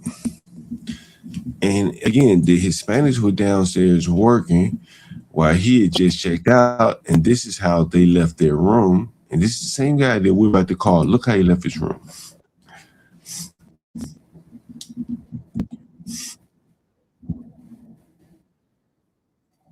There's no video, John. Oh. The immigrants were waiting on their Uber. Here's the condition of their room. Gotcha. That's how they left their room. I described it earlier. Empty boxes of, a full box of pizza, a hair dryer. They also left a bunch of shoes, which is very interesting. I think I have their shoes here. You said shoes? What's up with the shoes, man? It's always shoes. Man, it was very interesting because of their shoes were not your typical shoes. Their shoes were, let me see if I can show you their shoes. Because when I saw them, I said, that's interesting. These blacks are wearing these type of shoes. Let's see. I'm always out of memory on my phone here. Let me show you these black shoes. I thought that was interesting. The black shoes. I don't know if I have them. But anyway, I will say this. I've done I've made a lot of progress on further cleaning up that piss room. Did you see the piss room, Ryan? Oh, I was there and I was with you. Me and Latino were there. With me and Latino. That was disgusting. Oh, yo. Let me share this picture in here. Yeah, that's it. Yeah. Actually, I think that was the last stream I was on with you. Actually, I think that was the last stream I was on with you. Do you think they have a Jesse Jackson?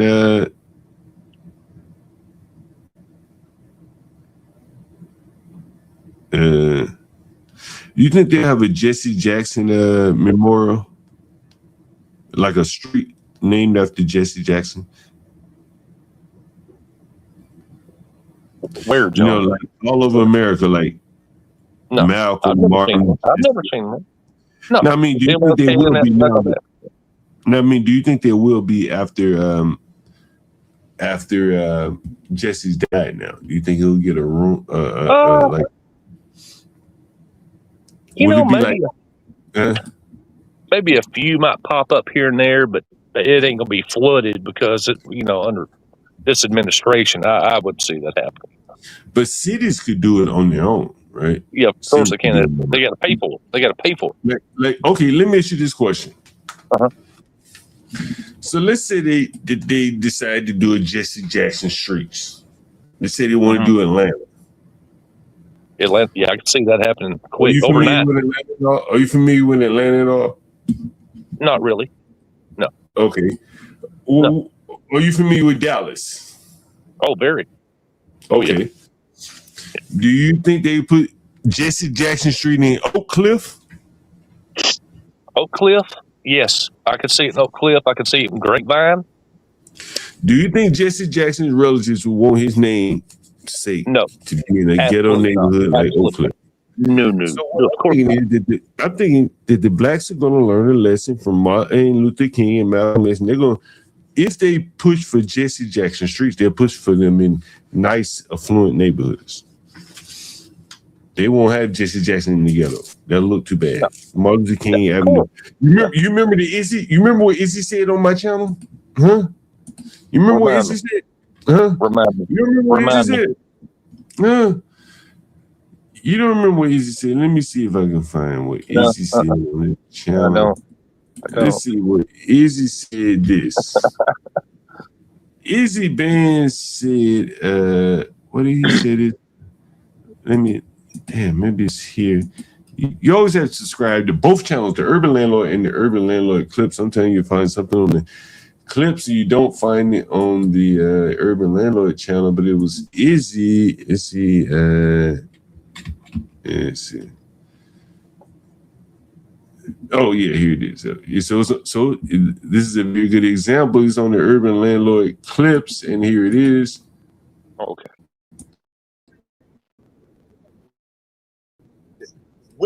When has MLK in America ever been? Damn, why is it there here? Love MLK. I made him love MLK. You really are complimenting me. I made a nigga fall in love with MLK. Let me ask you a question. When has MLK in America ever been a good place to live at? And so, if Jesse Jackson's people are smart, they'll know to not allow his street to be in a ghetto because he'll be pegged just like Martin Luther King, as Izzy just said. If they're smart, they're going to, hey, put my shit in Bethesda. Put my dad in street in Bethesda where the white people are. You ever thought about that? Well, yeah. Oh, of course. Yeah. You know what's interesting, bro? Jesse Jackson's son got caught up in, and this shit just popped up. I've been in DC so long. I used to go to this club, man, called Ozios. For those of you here in DC, you probably heard or been to the club Ozios. Bro Jeans is here in DC. You ever been to Ozios? Let me show you this. Let me show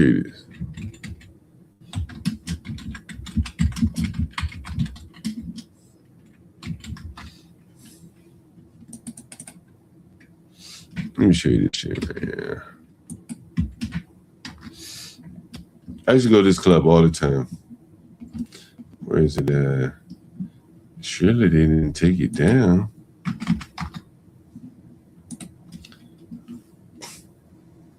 What? There's got to be something there. Where is it? Anyway, so Jesse Jackson was dating a woman that worked in a club called Ozio's here in DC. What year was that, John? What year? What year was that? About, Sorry? about what year was that? About I'm what looking year at it right now. And it was a club that I used to go to all the time. Ozio's right on Connecticut Avenue, not far from the this may be it right here. It's not far from the White House. Yep. Look. You see it? Look. Damn. Oh, the Washington Post. But here it is right here. Look, it's in Afro-American newspapers. Look, it's in Afro-American newspapers. You'll see it. Look at this shit. Look. He confirmed having a bipolar disorder. But deep down in the article, that was 2002. Deep down in the article, August 16, 2002. 2012. So he would have 2012. No. Oh, I see it now. Okay. 2012. Yeah. So he was in his late 60s. No, this is the son. This is the son. Look. Well, I guess there's goddamn banners all over. There's banners popping up. So. Well, here it is. Look. You see this shit? Look at this shit. Jesse's girl. Okay. And so this is basically it's a real popular nightclub. Here she is. You see her? Oh Lord! It's Jesse's girl. Who knew? Jesse Jackson Jr.'s son. That's her right there. I used to go to this nightclub all the time. Anyone that been in DC, you know she worked there. She worked there, John. Yeah. She's a waitress. She's a waitress. Okay. Yeah, at this club or whatever the hell it was. Bartender. We got a little snow bunny. Little snow bunny. Yeah, girl right there. That's it right there. So that's what got him caught up when he was a representative in Congress right there. Okay. So, yeah, it's her. Wow. Yeah.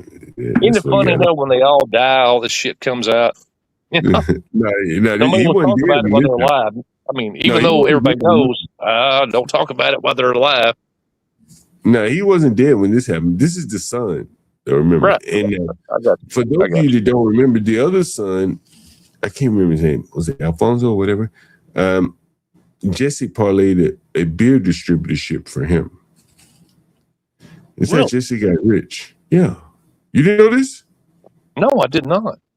I didn't follow him like that. I didn't follow his ass like that. Yeah, I followed the griff, right?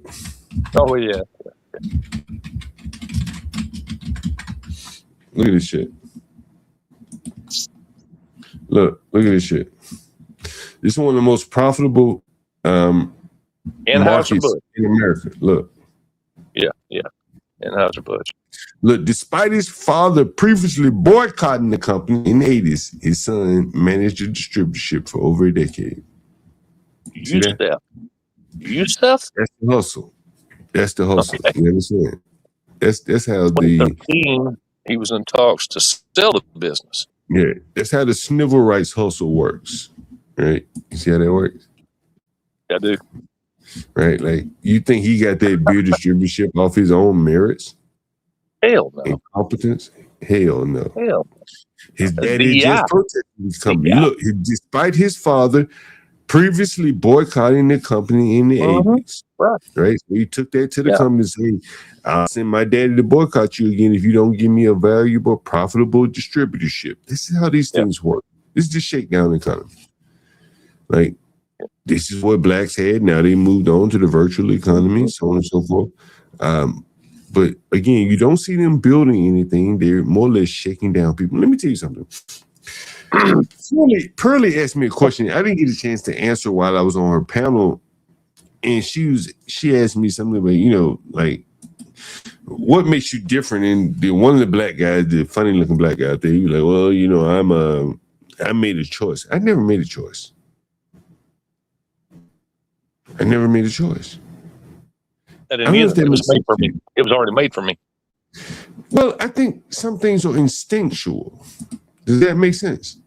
Yeah, it does.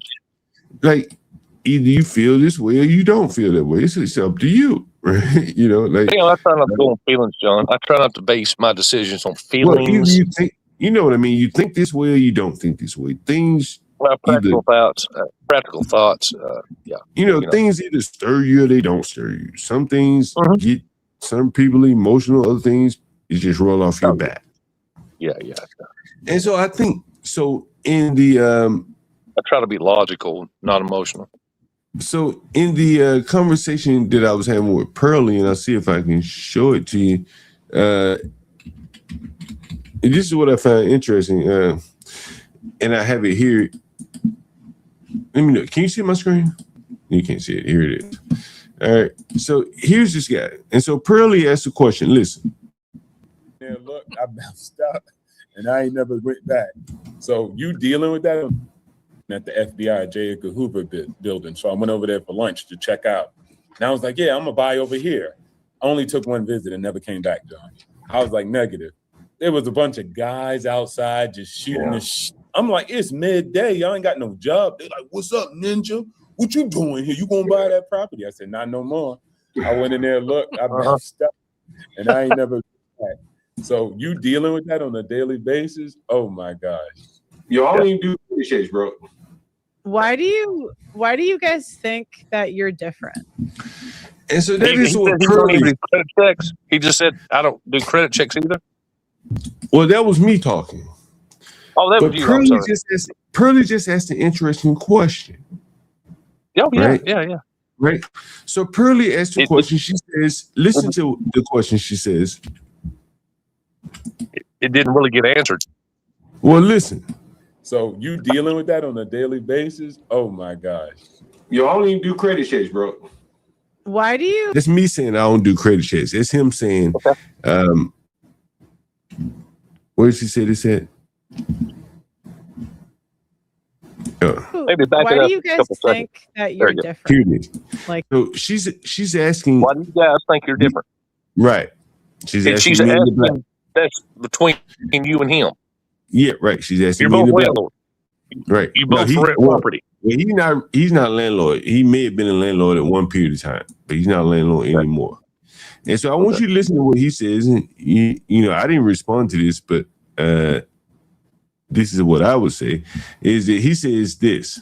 Like that you don't live in that way. Like, do you think it was your upbringing or? Hell no. I just made it. So he says, hell no. You heard him? Hell no. Yeah, I did. Was it your upbringing? He said, hell no. So what was it? He says, the choice. I just made a choice. You see this? He made a choice. Is your upbringing or? Hell no. I just made a choice. And see, that is the difference, I think, between me and this guy right here. There's never been a choice to be made. Yeah, I've been thinking the same way all my life. I ain't made any choices other than just, you know, naturally choices. I didn't come to a crossroads in life where I said, you know what? Do I need to go against these blacks? And, you know, shit, you know, I always knew where I stood with them and, you know, where I disagreed with them. And there was really a kind of no hardline choice being made. Does that make sense? Did he elaborate on that? Because I'd have said, what do you mean by that? Well, for him to make a choice. What do you mean by you made a choice? Well, I can explain to you what he means. What he means is that he intended to shed all of his blackness, or as much of the remnants of blackness that the negative aspects. Does that make sense? You understand? Yeah, I do know. And I went on to tell Pearlie, I went on to tell her at some point, and I think, let's see if I can find it here.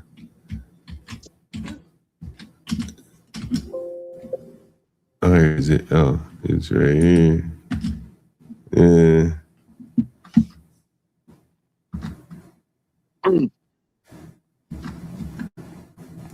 See where is it? And so this is what I say to Pearly. You can see my screen, right?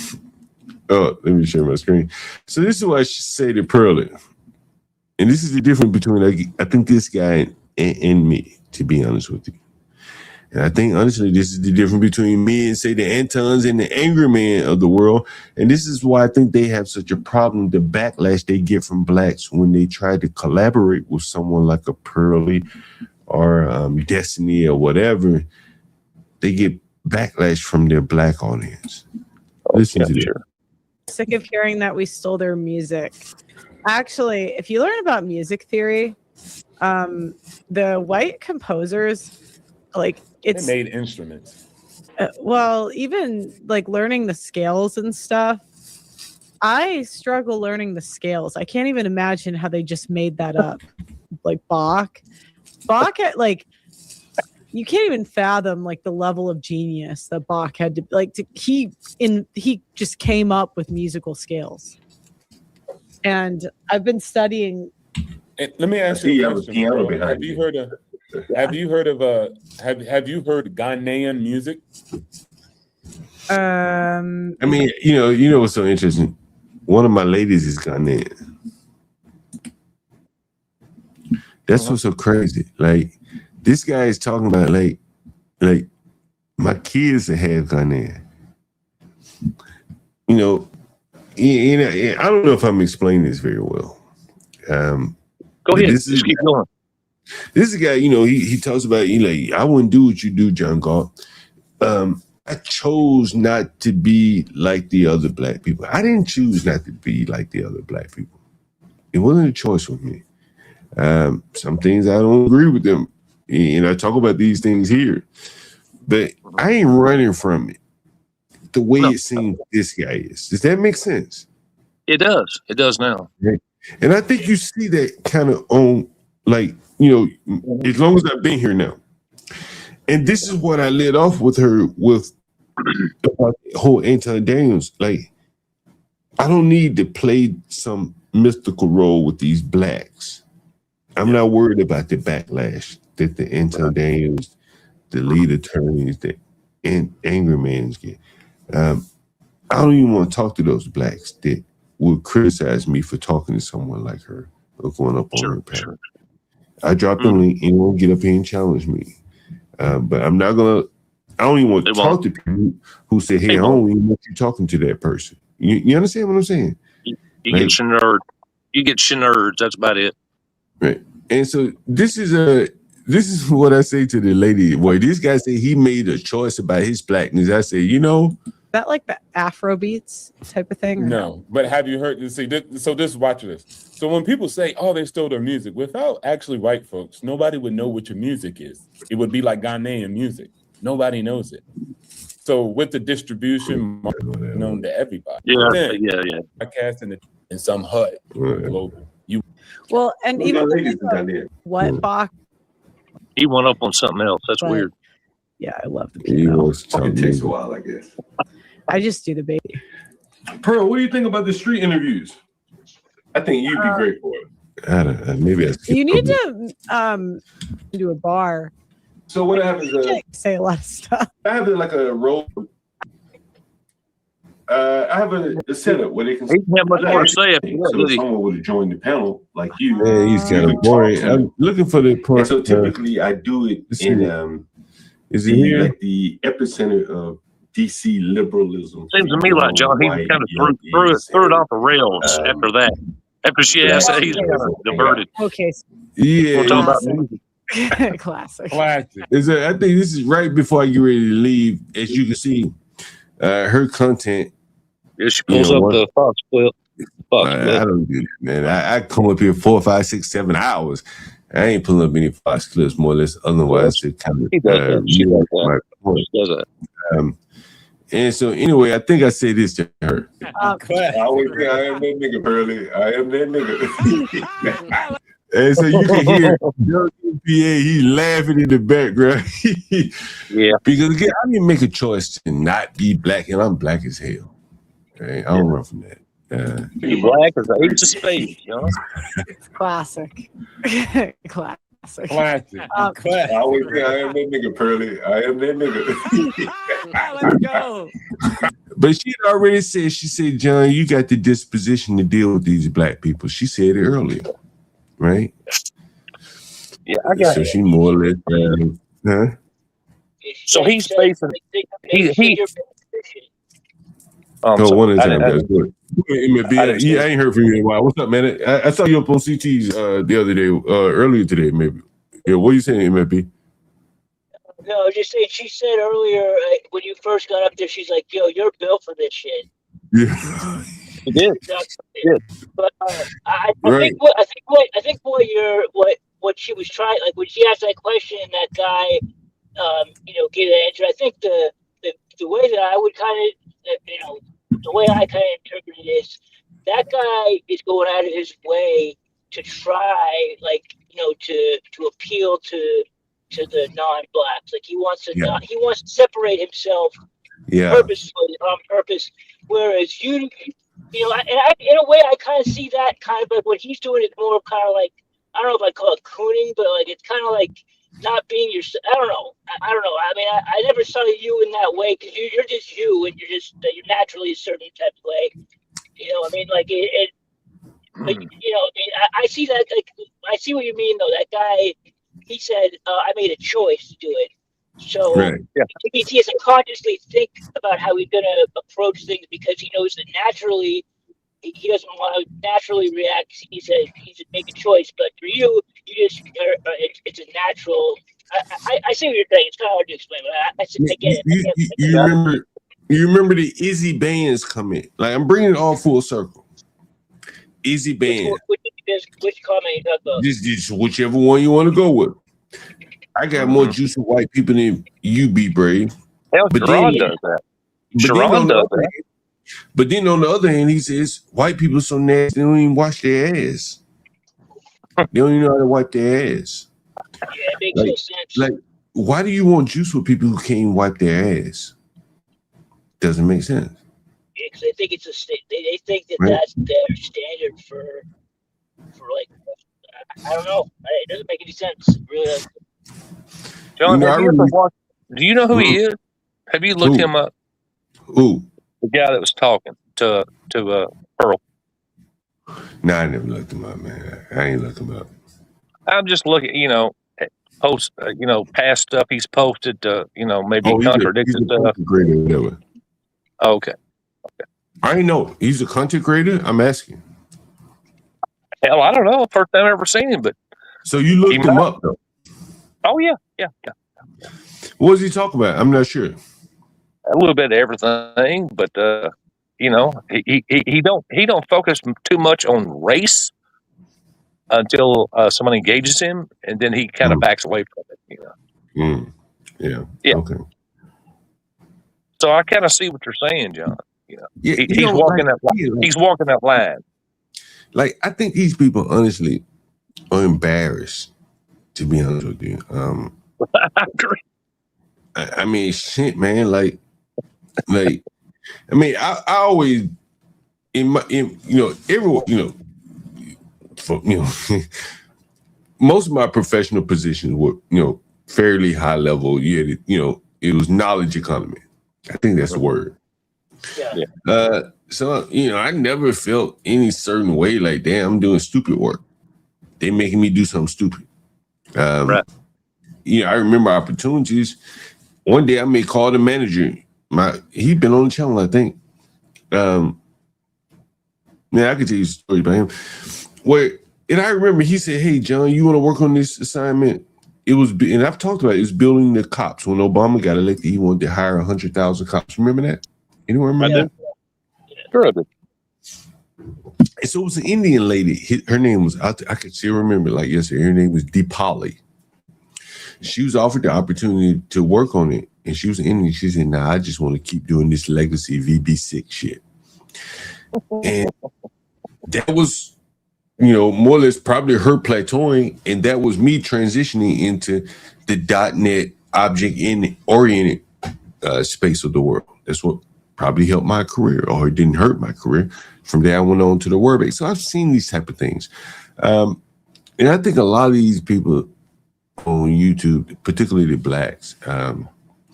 Again, they're making choices with, and it's so deliberate that it's not natural. Does that make sense?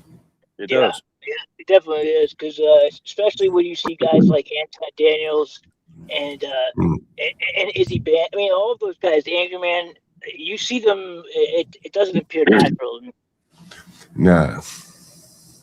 Man, for Angry Man to get out of character, or maybe this is his character, and call me a super black ass nigga, or whatever the hell he said to me. I played the clip over and Give him a over. bomb Terry this morning, man. He jumped on bomb Terry and said, I mean, they've limited themselves. Yeah, it is kind of crazy that he would be on Bomb Cherries as small as I a know, chum. right? Right? Oh, she didn't like it. She didn't like it a damn bit. But, what they don't understand is that they're limiting themselves. Like, can Angry Man, honestly, go on Fox News? Fuck no. You know who can? Tommy Sotomayor can. His whole damn persona is crash out, right? Right? There's a video of him throwing shit across the room. I've been up here, you might say I'm crashing out. I ain't throwing shit across the room. Hell, I'd be drunk as hell and still maintain my composure. Yeah. And I log off when I'm done. These people don't have the professional corporate experience that I have. Yeah. Well, When I see talking about that stupidity over and over, like caping for that fucking, like, what's that damn girl named Mika? I'm like, what? Yeah. Mika. She overweight, dwarf looking woman, and you caping for her like that? She a mess. And then the same black ass Anton Dane talking about John Galt ain't got leverage. Man, I had people out here sleeping with women on my name. What the hell are you talking about? Like, these blacks don't have any existence in the real world. Like, they scared of their own neighborhood. They scared of the people that they look just alike. Yeah, and we saw with Anton Daniels that it's all really just a facade. The whole thing is a facade. It's all after I saw the report on him, his background and everything, I see that it's all bullshit. It's all he pretty much used a fake back. He basically told stories in order to put himself in a position where he appeared to be above other blacks, but really he was just kind of a low level person his whole life, really. Man, he has no content, bro. I look at his content, and I'm thinking I'm like, damn, you're a millionaire businessman, presumably. Allegedly. Right? Like, where is the content? Like, you are a content creator. That means, like, you're not reviewing somebody else's content, Fox News or whatever, TikTok. Like, where is the content? I don't see it. He does have a 501c3, John. I checked that out. He does have a 501c3, so he is tax exempt. That's beautiful. That's beautiful. But what I'm saying is, he doesn't. I've never seen him deliver any content that I said, "Wow, you know what? He really put that together well. He really handled that. Or he knew how to set that up." I never have said that. I've never noticed that. I've always wondered, what is this guy's draw? What is it that he's able to put together here? Because I'm not seeing anything. He's not charismatic. He doesn't seem to be. I mean, I don't understand, where is this juice that people talk about? Like, I don't see it. This is why I want to do. This is why I want to do a versus.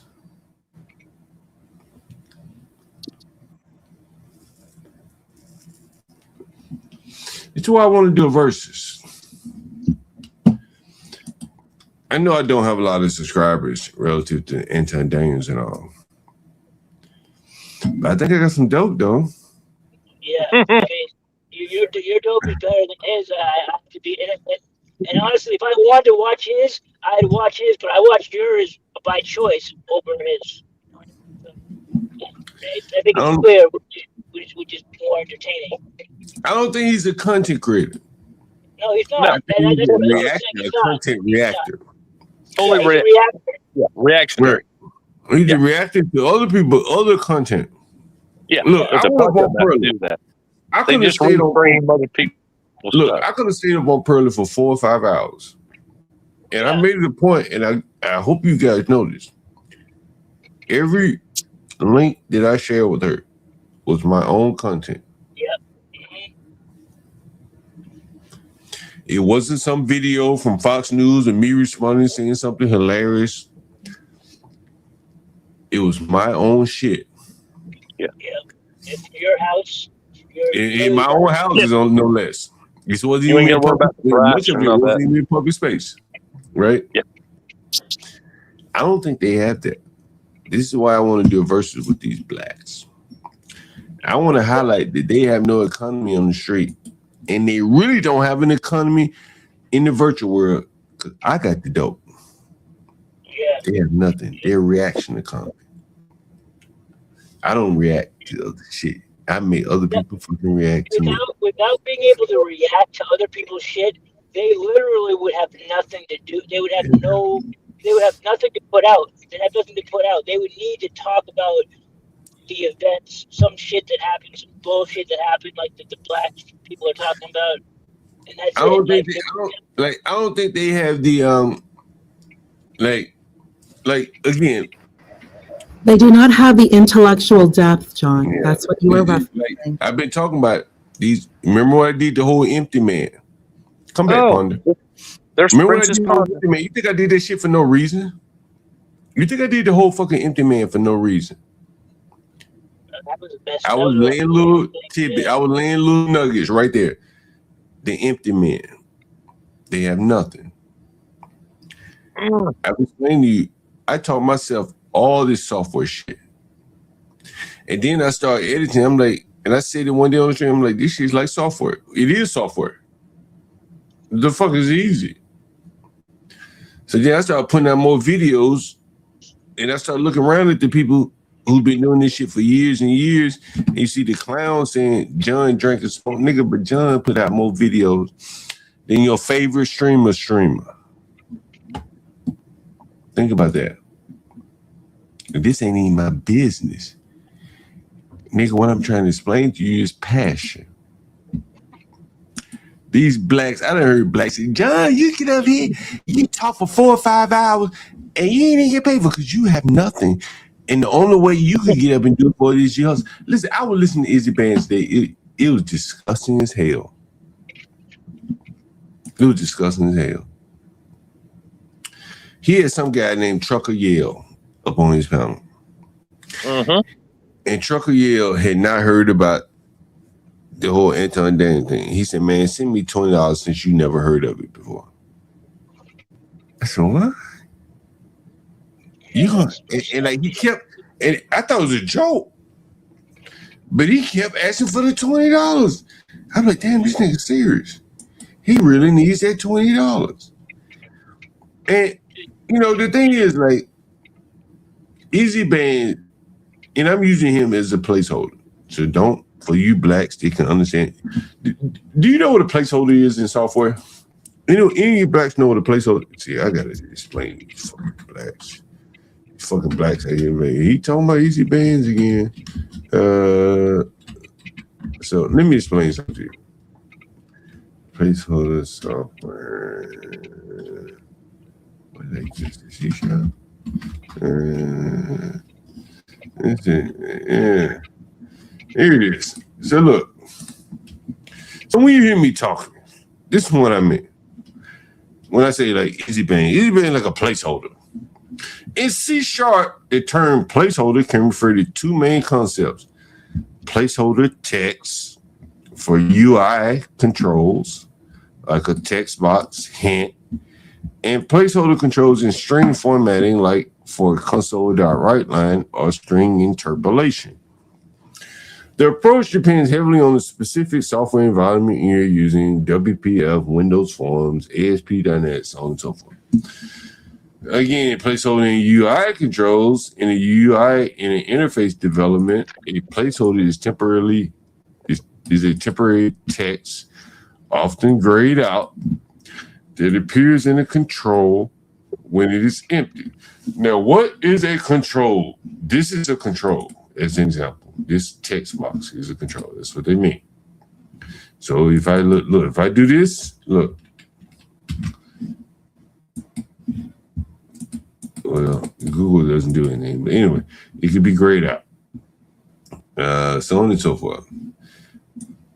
My placeholder.text equals this. So basically what you're saying is a placeholder for this could be enter your search term. So when you go to google.com, look, google.com,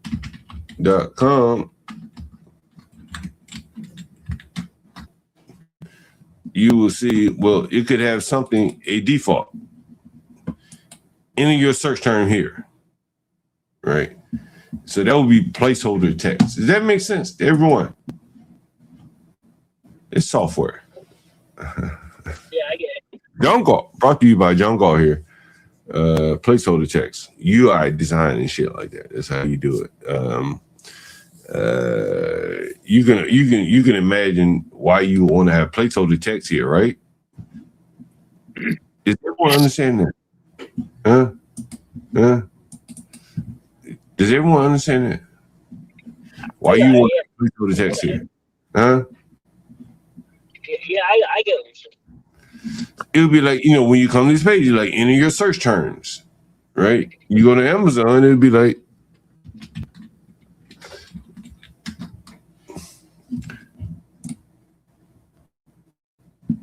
look, see, this is placeholder text right here. So it says search Amazon, right? You see that? That's placeholder text. You see that? Yeah, I got that right there is placeholder text. You see it? You see that? Let me zoom in for you people. You can't see it. There is placeholder text. It's software 101 here. UI design brought to you by Jungle. See, this is why these blacks, they better not even purse my name in their mouth. I'm very different from the Antons and the But John, you don't know enough. You don't know Python. John, you don't know assembly. What are you talking about? You're not a developer. You don't know Python. Oh my God. I think I just effectively explained placeholder text though to even the layman, correct? That's what I'm saying. I learned this shit on my own. John, you're not a developer. And I can teach you probably better than almost anyone. Look, I just taught you placeholder text. John, you're not a developer. That's what Imperius does. You don't know Python. Amazon makes it a point to have placeholder text there. There's a reason why they do that. There's a real reason why they say search Amazon. Right? If I go to this, it's going to disappear. Look, boop. It's ready for me to search. Well, in their case, they don't even disappear. You can't even search. You can't highlight it. And so even this is code. Load up John Galt's most recent search history and put them here. All of this is code. None of this happens by happenstance. I'm saying. You have to understand it. John, I don't give a fuck about the internet. We're letting this go. When he said that you don't know anything and mentioned Python. This is why the blacks don't come up here. This is why if they so much as think about making a reaction video to me going up on Pearly, they don't even do it. They can't do it. Right? They can only do it as wage issues against the blacks who depend on super chats, the like, share, subscribe economy. That's not my world. You understand? It's not my world, right? I got it. I am that nigga. That's why Pearl, she like, I like Pearl, you want to do these live streams with me? She like, hell yeah. Because as soon as I left the stream, what did she go to? What did she go to? Fox News. Fox News. Yep. I could have ran her fucking show for hours. Tell me I couldn't. What I say, Pearl, when I got up on the stream, what did I say? Wherever you want to go, sweetie, let's go. Wherever, I got the dope for wherever you want to go. Whatever the vein you want to hit, baby. I don't know if you read the chat, but I don't know if you read the chat, but people were like, people were loving that shit. Chat. I'm like, baby, whatever vein you want to hit. God damn it. Let's just hit the vein. I got the dope to hit the vein. Yeah, that's dope. Dope, right to the vein. Straight to the vein. That's why I told her straight when I hit the panel. I said, Pearl, where you want to go with this shit? Right? Is that what I told her? Yeah, so I got a bunch of shit. I got all kinds of Right. I got some dope. Where you want to go? What's up, CT, man? You know, I always enjoy. Man, bro, I fell down the fucking stairs, man. Damn near killed myself. Could have broke my ankle. John, before we begin, I just want a friendly reminder to everybody. You see this panel, all of you watching, you see this panel, make sure you like, click, and subscribe. Make sure look at this panel right now. CT, I saw you pass 13,000, man. I was real happy about that, bro. You want to shout out your channel? You passed 13,000, bro. You know, I'm always rooting for you from the sidelines. You know what I mean? I don't know if you know that. Yeah, man. John, you know my goal is to have half of the damn planet listening to me at one point, man. So yeah, 13,000. I probably got 4 billion more to go. John, you did an incredible job on Just Pearly Things, man. Just want to let you know that. And you may go viral because of that. If I don't know what she like. Did she put that on her own channel? That was I mean, did she clip it? Like, you know, she does video clips. I don't know if she clipped it. She clipped the last time he was up there. She clipped it. You know, I don't give a fuck if she do or she don't. Yeah. Well, yeah, I mean, like, you know, the thing is, like, what I was trying to show the Pearly, like, I think I got some dope. Like, you know what I'm saying? Like, I look at the angry man people. You honestly, you know, CT, I'm just, you know, I talked to you about this on the phone, so we just going, you know, someone in public, you know, as much as I can. I see these blacks, like the angry man and the Anton Daniels, you know what I'm saying? And that shit really rubs me the wrong way. I ain't gonna lie to you. Be honest with you. Because on one hand, they want to criticize the blacks in the black community. I ain't got no problem there. You hear me criticize them all day. But they don't want have anything to do, and they want to go aspire to the white world, but they halfway racist at the same time. I got all these clips of these blacks. Racist. Yeah. Oh, yeah. Right? Very racist. And be if Master Kim is in the audience, and these are fair people who would give an easy band of the world a fair shake. You understand what I'm saying, CT? Easy bands of the world couldn't be the top salesman for them fucking vacuum machines that the white man created if it wasn't for a whole bunch of white people buying them. Yeah. Am I wrong about that? You're not wrong at all. No, you're. So when I hear this fucking nigga talking about he got more juice with white people than B. Brady, CT, did you see? Did you see what that Chinese man said to me? Yeah, many years. I mean, about a year ago, right? You see this? You saw what he said. Yeah, I didn't want to move. How do you want to? He didn't want to rent from you because of his mother or something. He didn't want his mother. It's bands of the world. Okay, so you got more. You think you got more juice with the white man? What do you ask me? Is that John breaking up or is that me? I think that's him. I think he's. Yeah, I think it's John. Yeah. You didn't see the ladies. You didn't see the ladies. You didn't.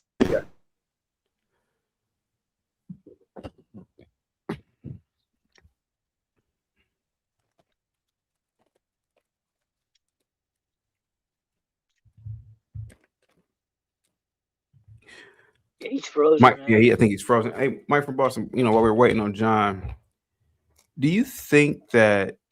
Okay, John is back. Go ahead, John. Go ahead, buddy. I think he's still muted.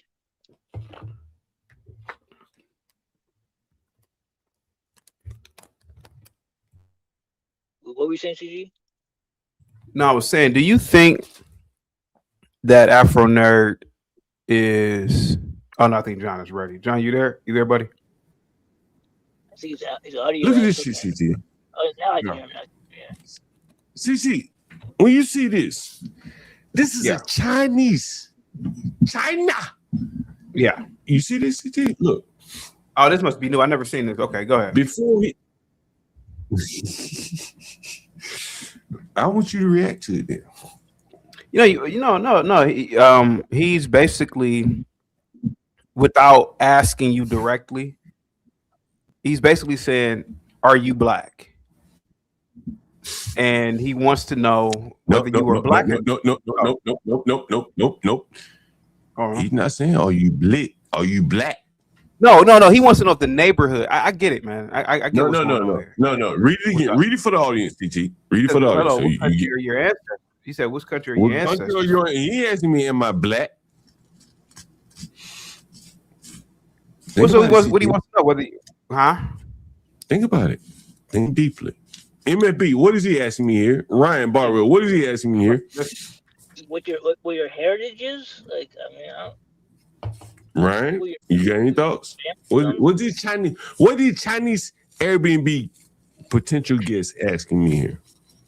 What neighborhood is this house in? He's not asking about no neighborhood. Are you forget about neighborhood? This is what? Okay, this is a white neighborhood. This is in Petworth, Northwest DC. Oh, so now you got that out of the way. But he's going to step beyond the neighborhood, and he's asking, "What is your ancestry, sir?" So now, what do you think he wants to know, CT, MFB, Ryan? Are you Put y'all ass all on the hot seat here. So what do you think the answer will make? What do you think the answer will make him hit? Accept the reservation. He wants to know whether you are European. Is that what you said? That's your answer. That's your final answer. Yeah. So he's probably gonna say, "Are you an Irishman? Are you German? Swedish? Yeah. Swedish? Well, you think Swedish would be acceptable to him? Oh shit, yeah. I mean, any fucking German, fucking Serbia for all that matter. German, Serbia. Name a country that wouldn't be acceptable then. Nigeria. In your mind, CT. Name one country that wouldn't be acceptable. Nigeria, but okay. Ghana. Anything else? Ethiopia, probably not. Any African country. Yeah. Middle East. Jamaica. How about Caribbean? Caribbean, Jamaica. I'm from Jamaica. Probably not. What about these blacks that say they the Q brothers of the world? What the Q brothers say they are? Whatever they The are. foundation, the Q brothers. What do the Q brothers say they are? They're American. How would Q brother respond to this question right here? We'd say I'm indigenous, I think. Say. And so what the Chinaman said, what the fuck does indigenous mean? Yeah. I need a better answer than that. So how does Q brother answer this question to the Chinaman to get the Chinaman to accept the reservation? Any answers? He can't get it. He can't get him to accept it. What can you say, CT? What can you say? Any answer? Any good answer, CT? Nothing that's not a lie. Any good answer, CT? Can you think of anything? What would you say, CT? Hold on, let me go out here. Ooh, this is a good way, CT. What would you say to this one? What should I have said? What did you say, John? I didn't respond. Oh, you didn't respond. Okay. I knew I wasn't getting this reservation. Why you didn't respond? Right? Yeah. I know what the game is. Right? I don't like it. I ain't faking it. Right? It's not your type of customer. Right? Like, listen. Somebody say, John, you should have lied, and then what? He gets there. even though you're gonna be staying with some black people, I mean some white people, he gonna go, yo, bro, like these blacks in here, at least one black. I'm not fooling around with these blacks. And he ended up writing me a bad review. Yep. I gotta cater to the people who wanna live who wanna buy the dope that I got to sell. Yep. Not someone asking me questions like this. Understand?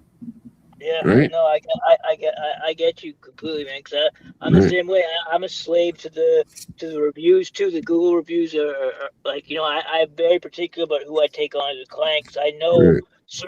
certain people. I just know that regardless of how much money the case is going to bring me, it's just not going to be a good fit, and it's not going to end it's going to end in a bad review, and I don't want that, so I'm not going to do it. Right. Like people will call me begging me to take on their shit, and I just know. Based on I'm just like, listen, I had a guy at my house the other day, an older white guy, and it wasn't, there was just we couldn't see eye to eye on anything, and even it would have been $5,000 for very little work. I told him I can't help you. Yeah, sometimes you gotta turn it down, man. Like you gotta turn it down. CT, you back? I guess not. You know what? Just yeah. so everyone knows, the StreamYard. If you want to use StreamYard on your phone, I figured out how you do it. You got to download the StreamYard app if you want to be a guest on someone's panel. If you try to go on through your phone, like through the Chrome or Safari, it will fuck up and you won't be able to hear anybody and shit. But if you use the app, like I'm using the app right now, and I can hear it. I'm fine. Like I can hear perfectly. It must be a new update today. Updated. Yeah. That's the only thing that I could, because it used to work perfectly. You can't go live from your own StreamYard with it, but you can join other people's StreamYard. If you're going to join from your phone, you got to use that app. It's the way Really? Yeah. Okay. All right. Fair enough. Someone's in the back. Who's that? Let me see. It's CT again. What's up, CT? I don't know if we can CT. What's up? I'm trying to fix my mind. Yeah, man, you might have to get the app, man. The StreamYard app. That's what I did to fix my shit. They must have just released a new app. It must be new. It's been out for a while, but I realized recently that the regular shit doesn't work anymore on your phone. Like every time you go on, there'll be someone you can't hear. Like if someone leaves the stream, it will automatically cut your shit off. I've been hearing about people complaining about this shit. Yeah, but the app is the answer to it. So you get the app and you can hear everything fine. Because I think I can hear CT in the background. CT, are you in the background saying something? Yeah. Yeah, I hear CT. Do y'all hear CT? You probably can't hear one of us. Like CT, can you hear everyone? I can hear Mike in Boston, yeah. Okay, so I think he hears everyone. Okay, yeah. But do you hear me? Someone I hear you loud and clear. Okay, so he hears everyone. Hey, did you join through the app or what? No, I didn't. No. Okay, so he joined through the maybe so it's you were asking spotty, So you were asking about Q Butter, right? Yeah. And how he would react to that or how he would interpret that. Well, you were asking about Q Butter, right? Yeah. And you were asking how would he have responded, right? I think he would have told the guy what the fuck does it matter. You think so? To be completely honest with you, yeah.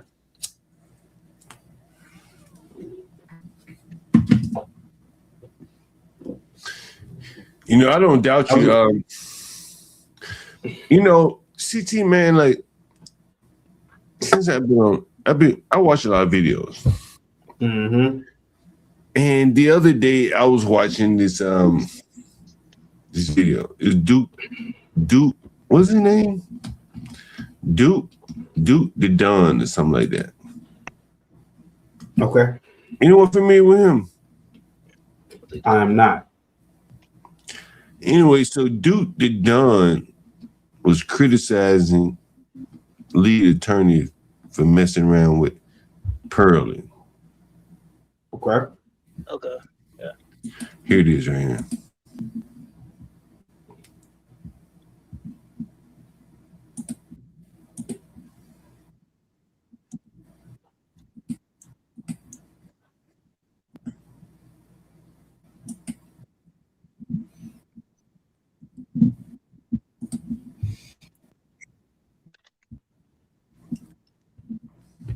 Oh yeah, I know Duke. Okay, yeah, he's been on the channel before.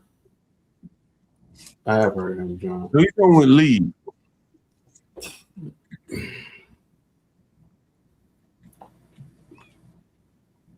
I can't hear. Can you guys hear him? I don't know if I can't hear him. I can't hear it either. John, you got to turn it up. Son, bro. You can't hear it? Yeah, we can't hear it. Oh shit. So let me stop it. I want you to hear this shit. This is very interesting to me. The reason why it's so interesting to me is because I think about, like, you know, and again, I'm fairly new to this sector. And I've seen so much black resistance to Pearly. And then I hear Pearly on the other end say, I try to help these blacks. And then I look at the pressure that Duke, the Don, is putting on Lee. Let me know if you can hear this. Can you hear this? You got to sign this other. Yeah. Can you hear this? I can Okay, hear it. perfect. All right. Black folks, when you were getting your start out, and you felt sorry because you being assigned to them meant that they didn't have to get. So that's not an excuse to excuse someone like Earl. So I was mad, and on top of that, I had a real issue with something else you said when you were talking about how you as the new attorney got assigned to other black folks when you were getting your start out, and you felt sorry because you being assigned to them meant that they didn't have a chance. So what do you mean by that? Like, you don't trust your own skills to help brothers out when you get a... And so, you know, basically, you know, this is this guy criticizing the lead attorney. I don't know much about lead, but he's criticizing the guy for working with Pearly. And I think it serves in a way to self-censor, you know, people like Lee. Does that make sense? Yeah. And I think part of it is because Lee, like Angry Man, like Anton is already spoken out. Like, if 55% of your audience is black women and you go on Pearly, you're really taking a chance on your livelihood. Is that fair? Yep. And so I think it just serves to self-censor blacks, you know, in a negative way. Does that make sense? They all take kind of a hit. Like everyone that's been on there has had to make an excuse for why they went on there. Oh, I just went on there one time. Oh, I just was on there. Yeah, and I think that part of that represents the things like that people like the Angry Man say about people like me. You old super black ass. And you know, I was listening to Angry Man last night, and you know, he was talking about why he can't go through the ghetto. And part of the reason why he said I can't go through the ghetto because I got a Corvette. Yeah. So I said to him, I said, well, maybe you're too flashy. Right? Even rich people don't have flashy shit like that unless they're really, really rich. And maybe that's part of his problem, a part of these blacks' problem. They want to be very flashy around the poorest of people. How does that make sense? I don't, like, look at me. It was somebody in my chat. I almost called him something, the N-word. He said, John, you wear the same shit all the time. You want me to be like Anton, like be flashy and dressed up all day. I think that is what their desire is. CT, I heard you had a stream today. Yeah. And what are you talking about? Your blazer. Not your mess, your blazer. Nope. Yeah, blazer, Yep. And I think that is the pressure on the black content creators. All like style, no substance. It's the pressure. The blacks demand it, right? Your show was an example of that. How many blacks who come? Hey, I saw you on Fatty. And I got a fedora too, CT. You remember that? Hey John, you said something really interesting. And you mentioned, and Questions to Ponder definitely knows about this, but you said, well, why do the blacks go and flash to poor blacks? And you know this, we all know this. Maybe the audience doesn't know this, but there's only currency with flashing cars and clothes to poor blacks. That's not currency in middle to upper middle class and high white society. Because at those levels, are you on a board of directors of hell, the library at minimum? Are you on the board of directors for the art museum, the hospital? Who do you know? Like, you know, at these high white levels, man, you know, institutions matter more than some goddamn clothing, man. And so, you know, you know, the last time Izzy was on the channel, you know, and again, man, I don't dislike Izzy. I just think that he's a silly 50-year-old.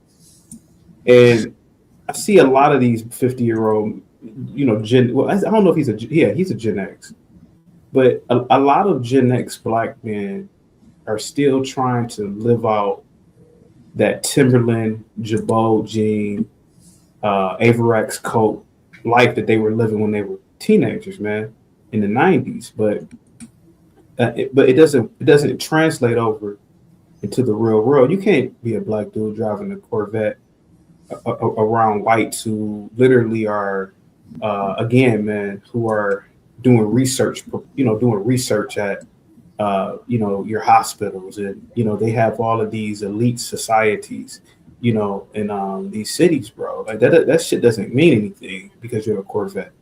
You know, it's really about your investments, and I feel like they don't grasp that. When you said it earlier, is because a lot of them have never worked in the corporate world, been in a corporate setting. So, you know, I was talking about Epstein the other day, and there was something I noticed about a lot of his pictures, John. He looked like he shopped at the thrift store in a lot of his clothing. Yeah. But he was on private jets. He's mixing and mingling with, I mean, the highest of white people. No Versace slippers and shit. No Versace slippers, no mink coats, you know. And I thought that was kind of odd myself, man. But then again, man, I grew up around a lot of whites. And, you know, like I said, man, they have an 800 credit score. They have all types of money in different asset classes. And, you know, they'd walk outside with holes in their jeans, and they'd drive like a domestic car, you know? Yeah. But again, because showing off to them is influence. You know, so, you know, they don't get it, bro. They don't get it. You know, CT, I was telling people I got a call from an older white man. He reminded me of B. Bray. I'm seeing if I can play the call for you. Oh, okay. And you know what's interesting? And I've been talking about this, the whole black panel aspect for a while. Guys, you've been listening here. You probably heard me talk about it. Yeah. Yeah. It's the 1812, 42, 27. So I think it's this one right here. Let me update the volume on it because it's probably gonna be low. I don't know why it's always so low. It's a white man. He says he's moving from paradise. I've told this story before, but I want you to hear this. Will be anyone's first time hearing it. This is the raw cut here. Hopefully it'll play pretty well. Let me see. This is a raw cut. All right, so let's see. Who's it? MFB in the back at the stage. Okay. This is a raw cut. This is a white man. I want you to, and CT, we're gonna discuss this after this play. Here it is. It's a white man. He's moving to DC from. Well, I'll let him describe it. Conditions, but Yeah. Sometimes you. Let's see. He's gonna say a couple interesting things. I'll jump through it. CT's not to waste your time. Rooms that average out at $900 a month. What neighborhood are you looking for? I've always wanted to live and work in Washington, so I don't know Washington as well as you do.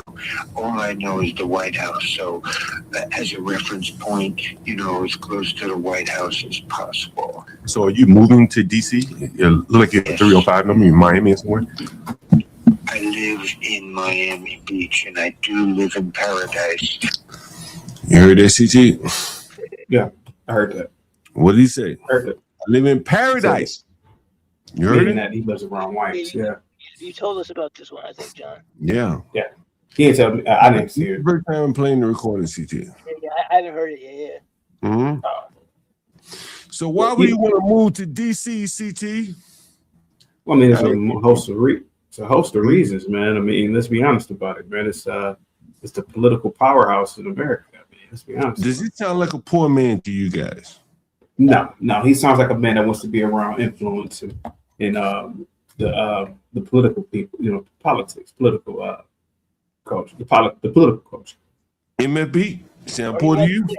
He wants to be around a different walk of life than what he's used to, I think. He's already around rich people, correct? Yeah. He lives in paradise. Yeah. That's what we said.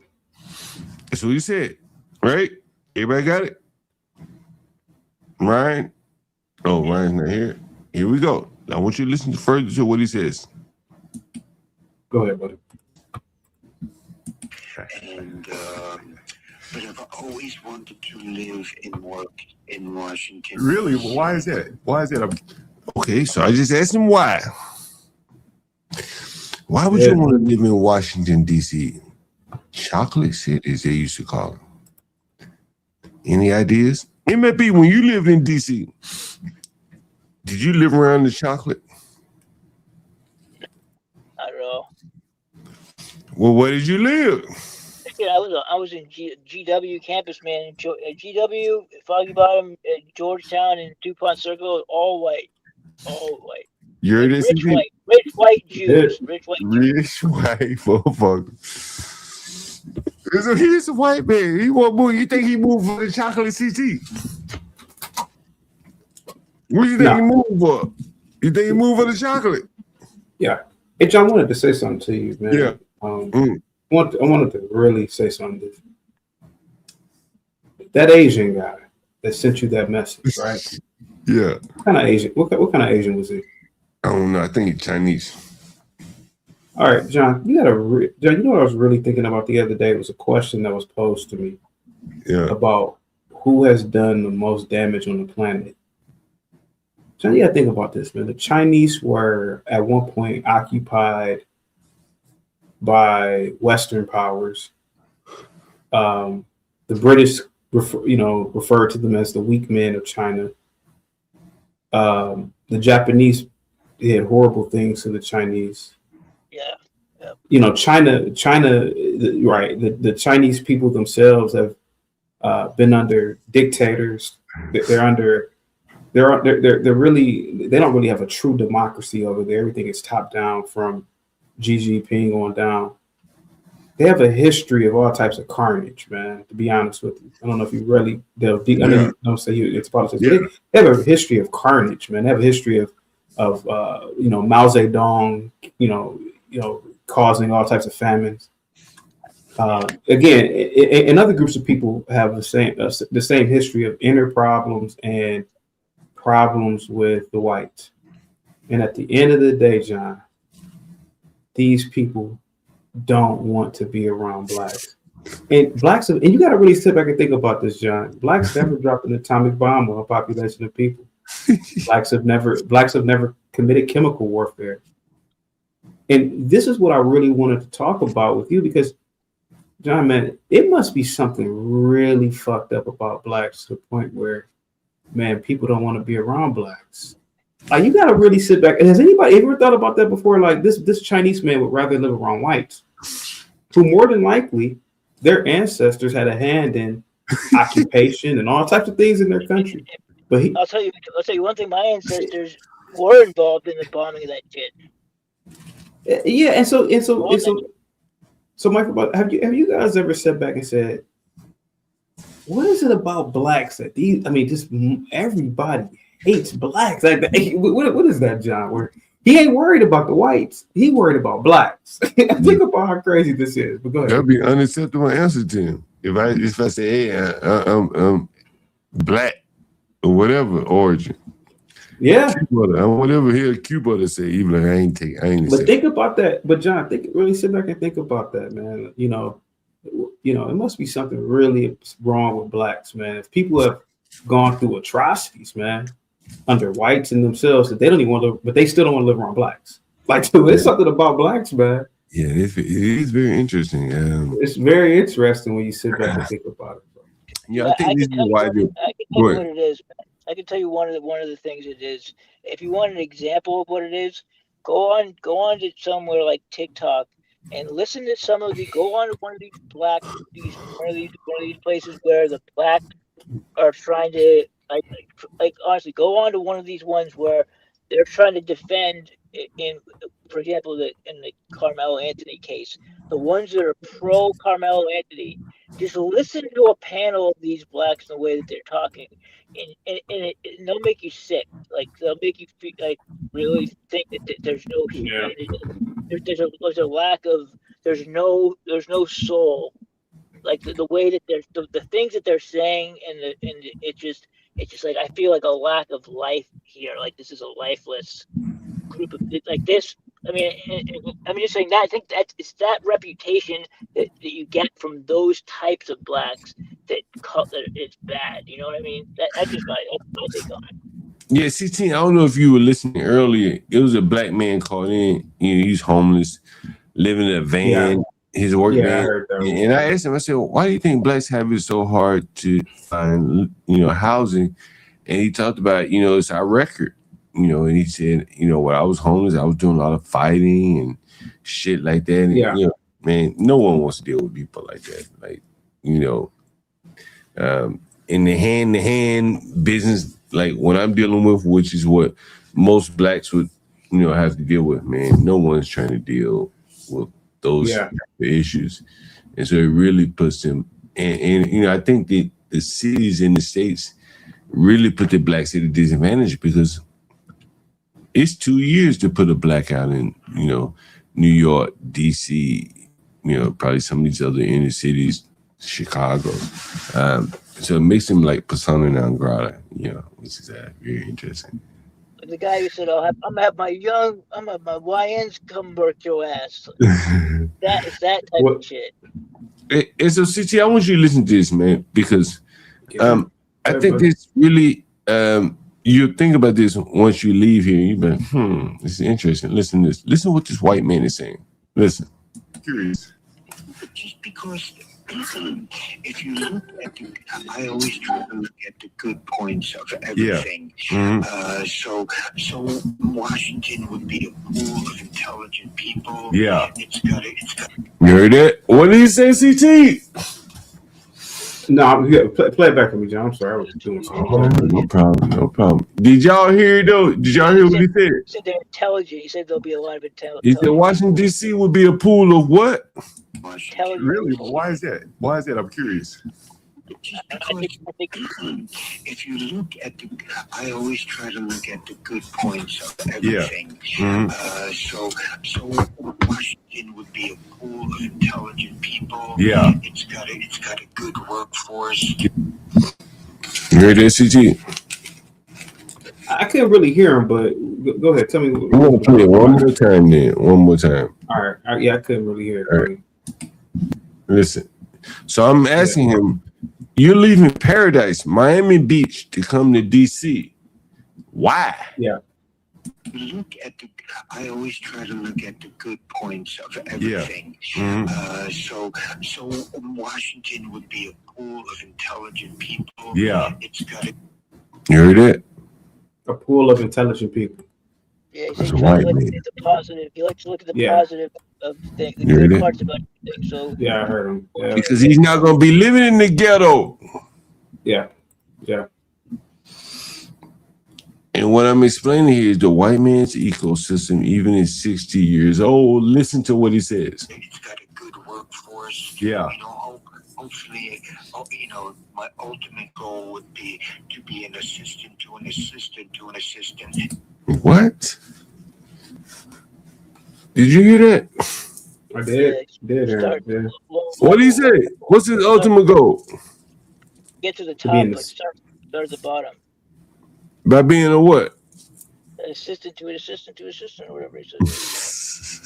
At 60 years old, he's 60. That's pretty ambitious. You see, you can hear it in his voice. Yeah, that's pretty ambitious, actually. Yeah, it's pretty commendable, to be honest with you. John, it's over, man. He's probably already climbed one mountaintop. Yeah. Right? John, it's over. Mhm. No, I was going to say, John, it's over, bro. The I'm sorry, go ahead, mindset, John. there's no mindset in a black man like this, bro.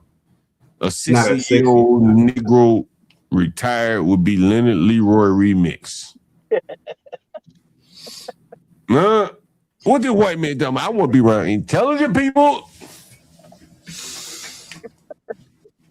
You understand?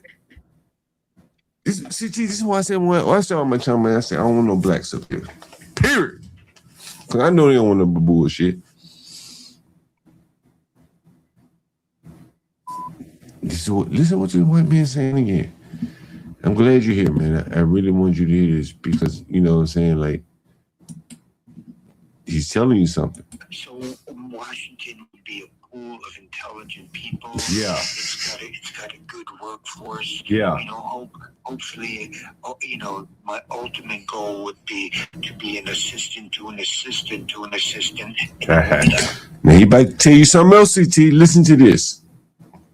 Izzy Bands, if you're listening, here he goes. He's gonna tell you something. Is that right? Okay, yeah, fair enough. White House would be like, you know, its job. You know what I mean? Yeah. So, you know, especially with this administration. So yeah, and you know, they're probably not going to hire me right off the bat. So even if I had to work as a busboy, whatever. What? You heard that? He said a busboy. Very strange, man. What did he say he wanted to do? You want to be a busboy? He said be a busboy. Yeah. You're living in Paradise, Miami, but he wants to go to Washington D.C. and be a busboy to But rest. you don't understand the busboy in Washington, D.C., where if you got money, you're liberal, you live around liberal land, you know, is an older guy. Think of B. Brave living in D.C. with his work ethic. He mop up. As long as he keep his mouth quiet. Yeah. He mop up. Does everybody understand that? Yeah, I mean, yeah, John. Yeah, I really believe Brave. Yeah, he probably would do well if he moved to a metropolitan area. Yeah. If he could just keep his mouth shut, he mop up. Keep his mouth shut, then he'd be fine. Yeah. Every high-end restaurant in the city would be willing to hire him. This is what I'm trying to explain to the Easy Bands of the world. Right? They love to have a Be Brave come in. And so you gonna work? You willing to work, Be Brave? This is the white man's ecosystem.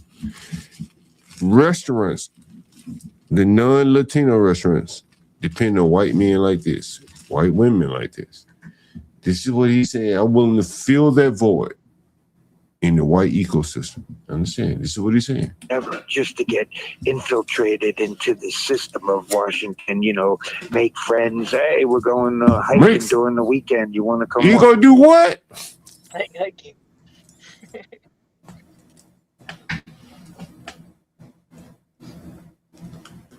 Is we finished? Is we done, niggas?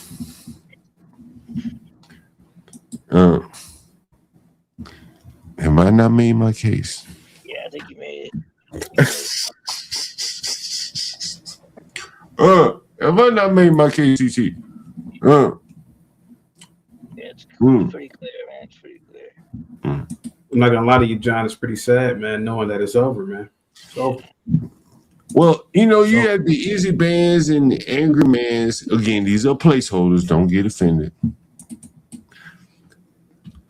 Like, they don't want to, you know, build an ecosystem that the white man has built. This is the ecosystem that the white man has built. You're not going to be able to ride off of that, Easy. I know you think you got more juice than Be Brave, but here's a Be Brave of sort. Right, this man is like a Be Brave. I mean, he got a little bit more money to Be Brave, but he's willing to go down to where Be Brave would be. You understand? And he just white man says, "Shit, I want to be a server, bartender. Don't fucking matter to me." And he know that he can get these type of jobs. You know why I do street interviews from CT? No, go ahead, man. Why you from a liberal ass bar that will probably hire him right off the break. A liberal Jewish bar. Busboy imports. That's what he said he's willing to be. And Langston Hughes was a what? A busboy. That was my first job ever, man. 14 years old. I was on Nantucket Island, man. I started the bus professor, man. First summer I ever could work. Did bus boy shit, man.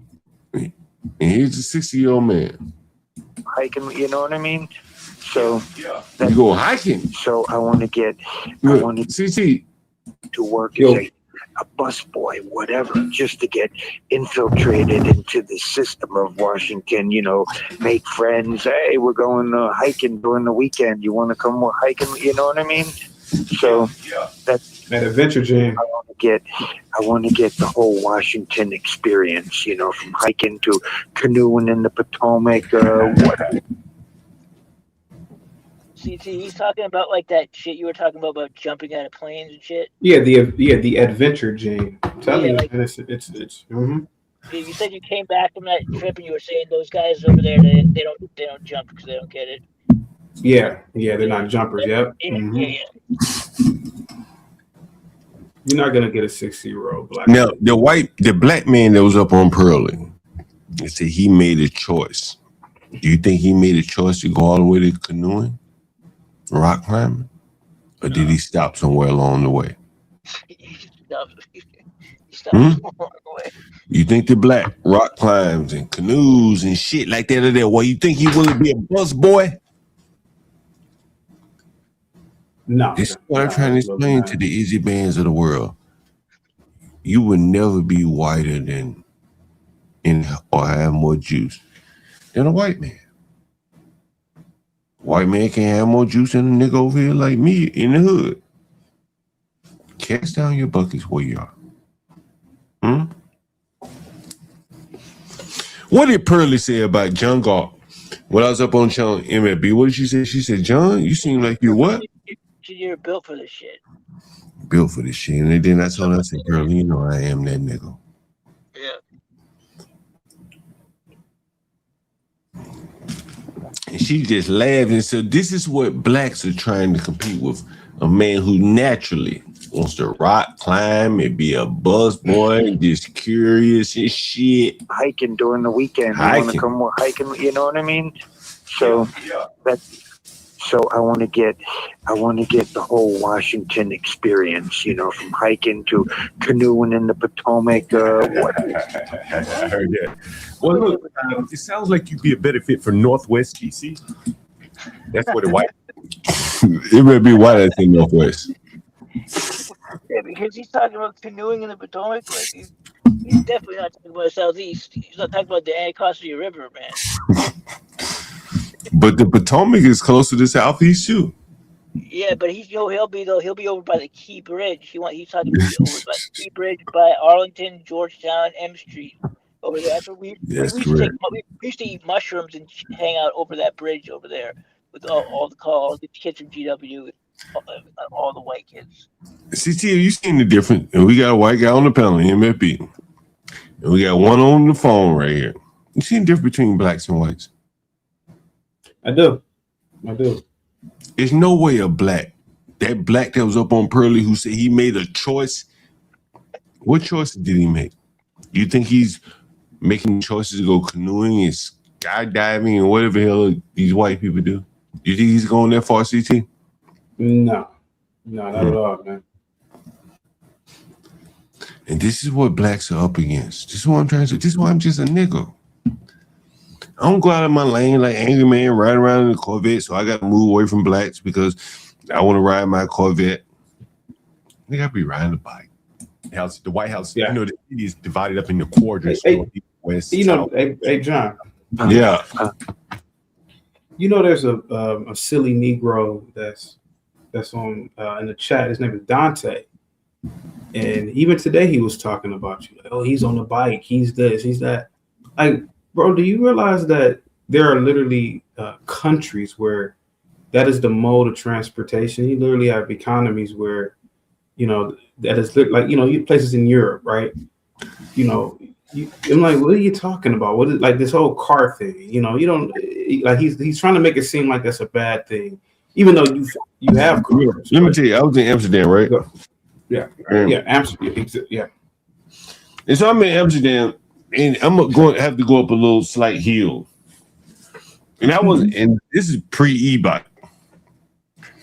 Man, them people will like push you up the hill on your bike. Seriously. Like, it's so much of a bike culture. If you're having trouble going up a hill, the people will stop and give you a boost to get up the hill. No bullshit. Yeah. I experienced it myself. Like, I don't know how they're doing in Cleveland, but if you live in any of these major inner cities, I'll tell you. I'll tell you about Cleveland. Cleveland is this, man. If you live in the downtown area, you don't need a car. Like if you live in downtown Cleveland, like the surrounding area, you have the train, you have the health, you have what we call the health line. It's not odd because there's a walking culture in downtown Cleveland. You should look it up. There's a walking culture all through downtown Cleveland. I mean, they're doing it all throughout these inner cities in America, man. Like, there was an article, I saw something in one of the Chicago newspapers about how, like, even in the ghettos, they have like bike lanes. You know, there's probably part of it is a money grift to build these bike lanes. But you know what's so interesting, CT? What do you think about blacks in ICE? Blacks who are in ICE, you know, and I'm talking about ICE. They're serving their country. Serving their country. Yeah, they're serving their country. They, in my opinion, they should be proud of their job and get a lot of these illegals out, man. But, you know, why'd you ask? The reason why I asked you this was this. You know, I live in Southeast DC, right? Mm-hmm. And what the blacks don't know, and I mean like literally right around the corner, literally like 2 blocks away from me, I want to share with you this right here and see. Where is it? Hold on.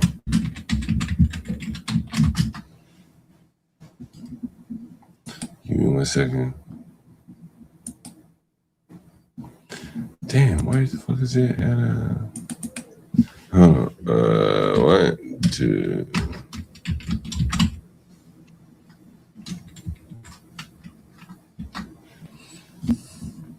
Damn. Well, anyway, so I was going to tell you, do you know ICE is located in Southeast DC? I didn't know. No, I didn't. Yeah. Let me see if I can find a headline. I have it in my phone here. Hold on 1 second. I'm going to send it to myself and then I'll put it online here for you guys. Right around the corner from where I live, CT, it'll blow your mind.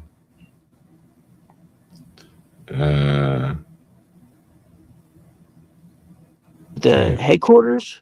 Yeah, it's already here. I already have it here. Okay, so let me share this with you. Yeah, the headquarters. Let me share this with you.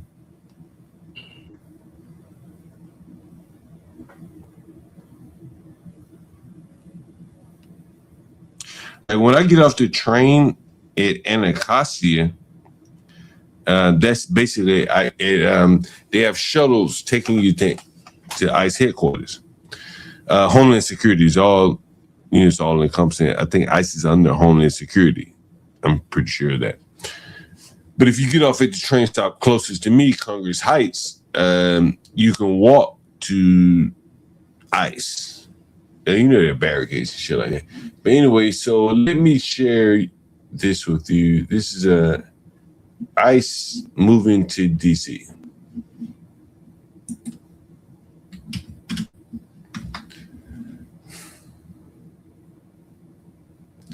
Give me 1 second. It's loading up here. So this ICE moving to DC. This is Washington, DC, and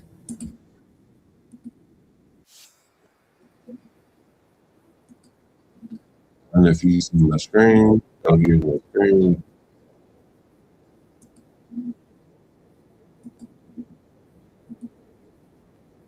It's right around the corner from my house. I mean, like 2 blocks. All right, let me see.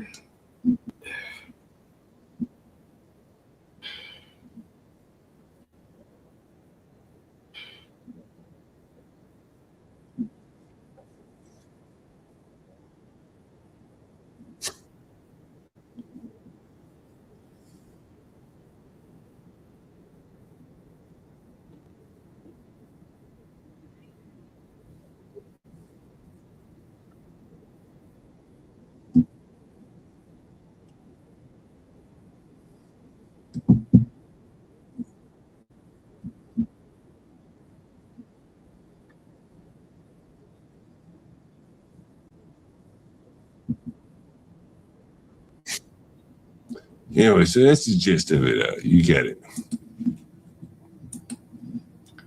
Yes. We couldn't see it. Oh, damn. You didn't even see it. My bad. Damn. Let me share it again. Damn, my bad. You didn't even see it.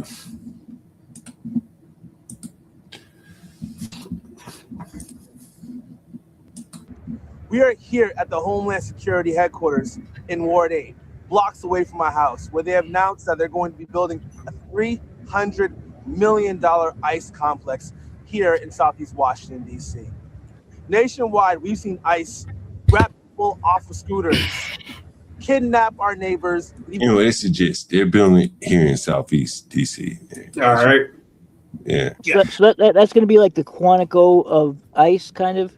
Yeah, like, yeah. Like Quantico is like headquarters right by my FBI. house is Bowling Air Force Base. So my neighborhood sits up high. It's Congress Heights. So it looks down on Bowling Air Force Base. So they've more or less aggregated all of Homeland Security there to look down over Bowling Air Force Base. Yeah. Yeah. Give me a minute, partner. Can you take over? I'll be back. Also, I wanted to show you. CT, you got to hear. I make sure you hear this too, man. Oh yeah, what's up? I saw earlier today, and I had to record this. So this black woman called me today, and it was the most. It was got to be the most in my entire career. I've never talked to someone in my life. I recorded the entire conversation because it was that epic. It was the craziest thing. Like, it was a person called me.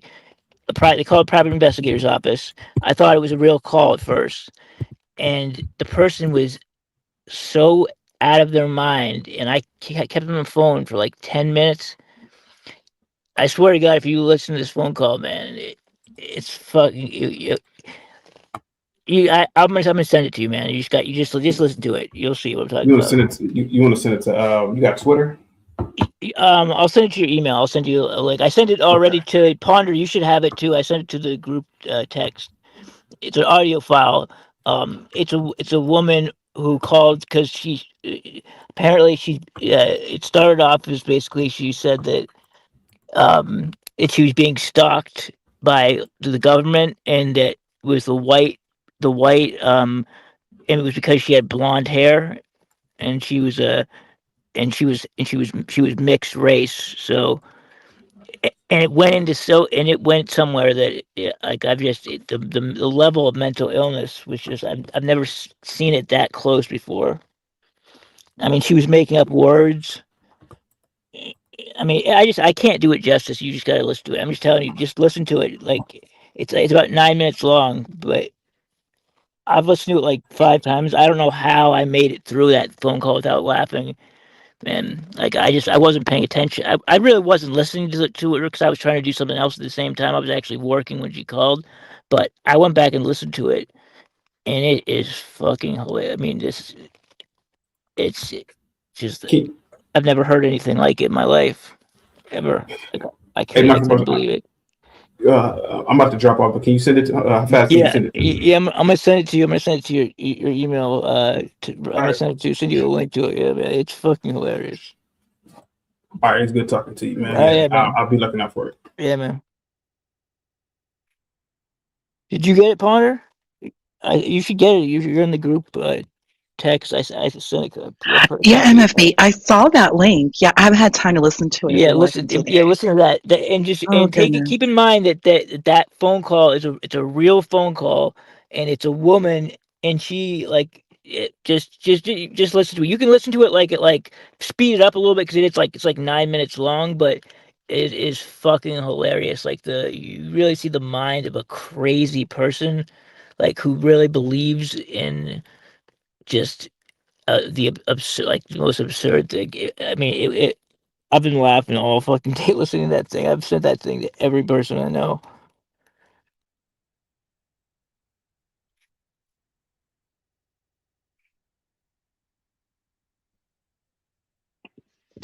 Like I MFB, wish. it's heartbreaking. It's just heartbreaking. Just knowing these things are occurring right Can we now. play? Is there any way I could? I don't know if I can share my thing. I'd love actually just to play it right now. Actually, I think people would love that shit. I don't think there is a way I can do it though, because I'm on my phone and it's on my phone, so I don't think I could do it. I don't know. I don't think. Let me see if there's a way I can do it. Unless you send, I think you can send it to yourself via email. I mean, I can send it, but I'm I'm not on my computer, so I'm just on my phone, so I couldn't play it like on and share it at the same time because I don't have my other device with me. I'm on my phone. Um, so I don't know. Are you at a computer? Yeah, I'm on a computer. Okay, so if you Yeah, I'm on go, my if I send it to you, you could then probably play it, and you could. It's just audio. Like you don't need to see it. It's just the audio. You could probably do it. You could probably actually here. Yeah, let me send it. Or actually, you have it already. I texted it to the in the group text. So you should the last one that you is there. See if you can pull that up. That shit is so fucking funny. I don't think I can pull it up off my Oh, you phone. can't. No. Let me see if I can send it another way. Email John. Yeah, I'll email it to John. Yeah, that's what I'm gonna do right now. I'm Yeah. gonna email it to You can him. email I'll send the John. link. Yeah, You can probably pull it up. shit was fucking hilarious, man. John will get a kick out of that too. With his G, and it's really okay. Yeah, No, G. no, you got it. G, Let's not do it over. Yeah. Put it group chat, John's email. John. Okay, what's his email address again? Oh my god, I don't even have John's email. I know I knew it at one point, John. I know. Is It's it only John Galt something? Oh, John Galt presents a Gmail. I got it. Yeah. Awesome. That Pearly, that was John for over an hour. Yeah, that was good. I enjoyed watching that shit. We're gonna look at the straight interviews, MFB. Yeah.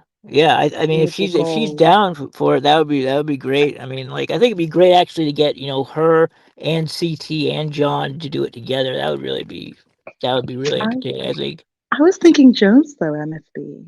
I was Who? thinking Jones. Universal Oh John. yeah. I mean, whoever. I mean, anyway. Yeah. You better pop up, that'd be great too. MFB. You better pop up, MFB. Hopefully you'll be there in the chat. If you're there, Yeah, I'm gonna yeah. call you on the panel. Yeah. And Yeah. you are I always definitely gonna watch get the on. I always watch The straight the street interviews. interviews. Yeah. Please, Yeah, those are yeah. some of the most fun content. I mean, John manages to find some of the best people to get on there, just because he asks every single person that walks by, but that's how you get them. And I wanted to ask you, did you happen to listen last night? To Republic what? Room hosted. No, I saw it, but I was listening to something else. I didn't really get a chance to listen to it. Why was it good? I think you would have liked it, to be honest with you. She did a good job hosting. Yeah, And she did I over saw that you guys were 2,000. both up. You were both up Yeah. there. But I mean, I forget what I was watching something. I think there was a You're doing some networking stuff. I was watching a boxing thing. It was like a boxing stream, so I like was it kind of didn't really get a chance to. All right, so Of course. I'm emailing this. So all right, so I just emailed it to John. It's a link. Um, yeah, man, that shit was fucking hilarious.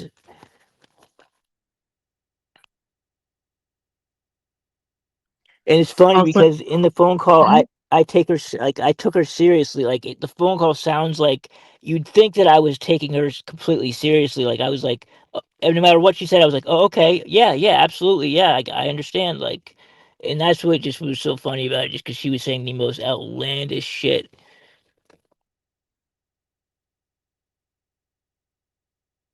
MFB, I have to ask your opinion, especially Yeah, with your background. yeah, What's happening right now in the UK? That's a big deal. I have to ask your opinion, especially with the work that you do. yeah. What's going on in the UK? Prince Andrew Oh yeah, was arrested. Yeah. yeah. I mean, that's it's some devious. I mean, well, I mean, it's kind of like what we kind of expect. I mean, I kind of expected something like that, didn't you?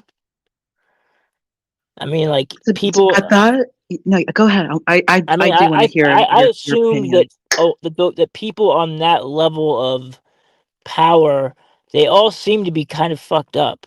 Like they all seem to have similar, you know, perversions, and like it makes sense to me. I mean, they seem to that they all seem to kind of have that in common. And if you look over, and even if you look throughout history, a lot of the most famous people in the world had some secret shit going on. Like even like some of the best actors back in even way back, like even back when Marlon Brando, those guys were all gay. Like they like were behind the scenes. They were doing some weird gay shit, like weird sex.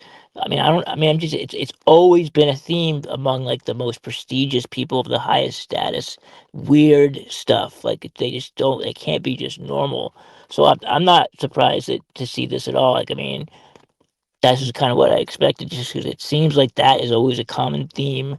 Anytime there's a scandal, it's like, oh yeah, there's this is involved in there too, like something with kids or gay shit. I mean, it's always been like that. Like we've seen it happen again and again and again. Like these people have secrets and they blackmail each other, and we saw it with the Diddy situation. They were all that whole situation. Those guys all had dirt on each other because they know they had done fucked up shit with younger people. Um, and then I think it becomes a culture of blackmail where like you kind of like you get trapped. They get you to you somehow you have a perversion. You end up doing something, and then some people know about it, so you can't ever like turn on them, and it's to a certain so like you're kind of trapped in this with this group of people. They know your secret, and I don't know, man. It's fucked up shit. It's like they're kind of it's a low, like the lowest type of people, really, in my opinion.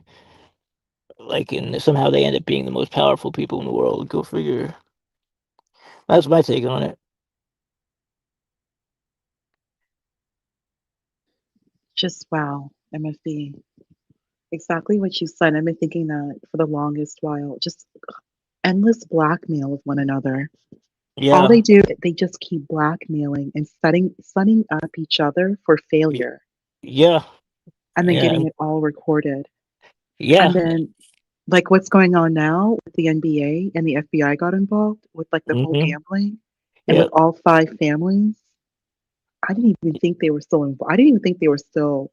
I mean, I assumed, but Yeah, they're that kind of level of organization. yeah, I mean they're still in the they're still powerful enough that they're able to have their organizations and make enough money to make a living, but they're not rolling in cash the way that they used to be because they can't be out in public anymore because they because of the whole Rico statute. They'll all go to prison if they even think that there's a existence of any type of crime family of any kind. But, back in the '70s and the '60s before when it was, when you could be out in the open And the 80s, and the and the '80s, yeah. 80s. I mean, you remember Las Vegas was run by the mob. The entire cities were run by the mob. The Italian mafia, Oh, they ran everything. MFB.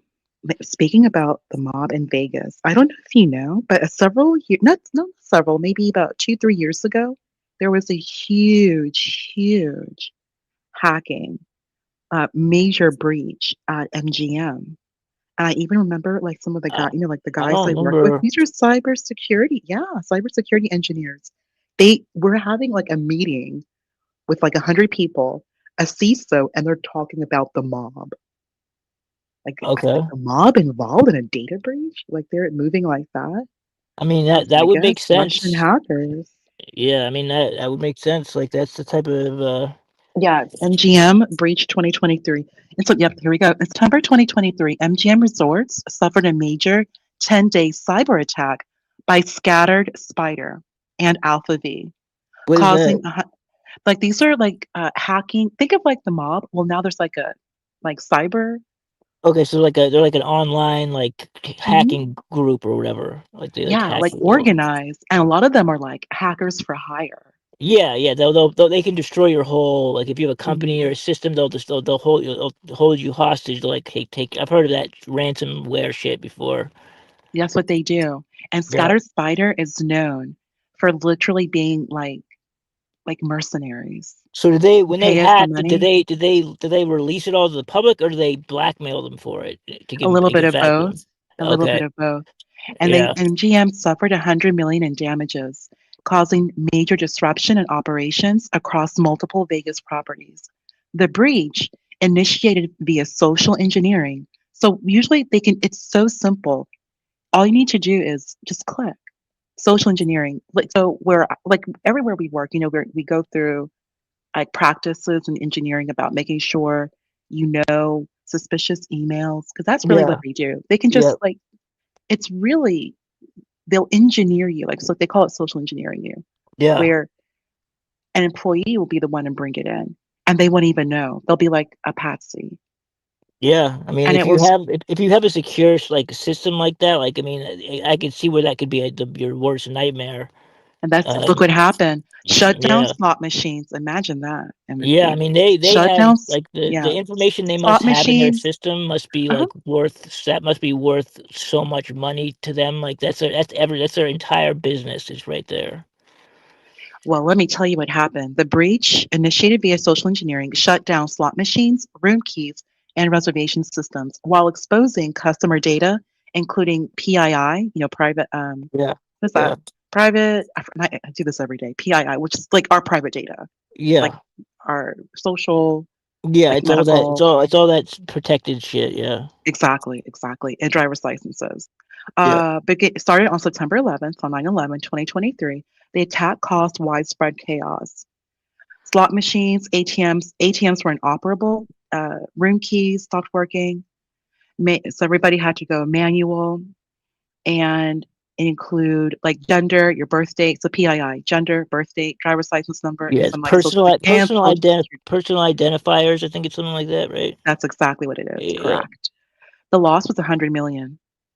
Yeah, I mean that if you're able to affect a business in that and all of those different areas, you're pretty much shutting down the business. That's You're like exactly what they do. you're in That's the point. control. And these mercenaries, you pay them the Yeah, right money, they'll yeah. shut Like down the business you want. and the problem is like when you have someone like that, like when you have a group like that, and that's why they say like they even will do it to small businesses now. Like I've heard even people in my industry, what these groups will do is that they'll go onto your Google business page and they'll leave like 15 or 20 real like 1-star reviews or whatever.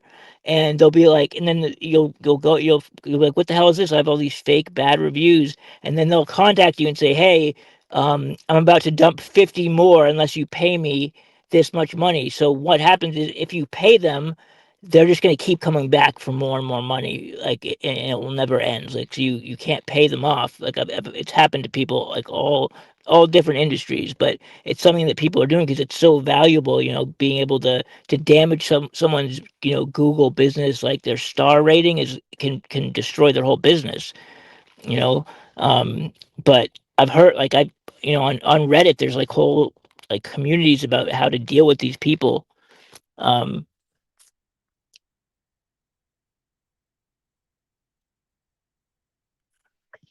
What if the mob was involved? What if the engineers that guy? Like the mob, I don't somebody know. pissed off someone. Like, isn't that crazy? Like the mob even getting involved in like these types of scandals. Like we're like going ahead and paying off like paying a group international. I'm just Yeah, speculating. that I'm that wouldn't really speculating, but really they wouldn't thought like because it's Vegas, like the Vegas, the mob still runs Vegas. It was just so funny, like hearing all these old yeah. heads talk like that. I wouldn't think that they would like that. Seems like kind of against their whole style. But I guess nowadays it's different than it was back in like the day. I mean, because the mob wasn't really like that. That's not. It wouldn't have really have been their like style to do something like that. I don't think. Like releasing, like like they were more like hands on, like old school, like like I can't see them like that's just I don't know. I can't like I feel like that's like this like that's kind of like a weak you're not showing any like strength by doing that, but like hacking some shit. The mob was at least like they had some respect for themselves, like they were into robberies, kidnappings, and ransom shit like that. Not that that's good. I'm not trying to say that's good, but sitting behind a computer is kind of like I feel like kind of like coward shit.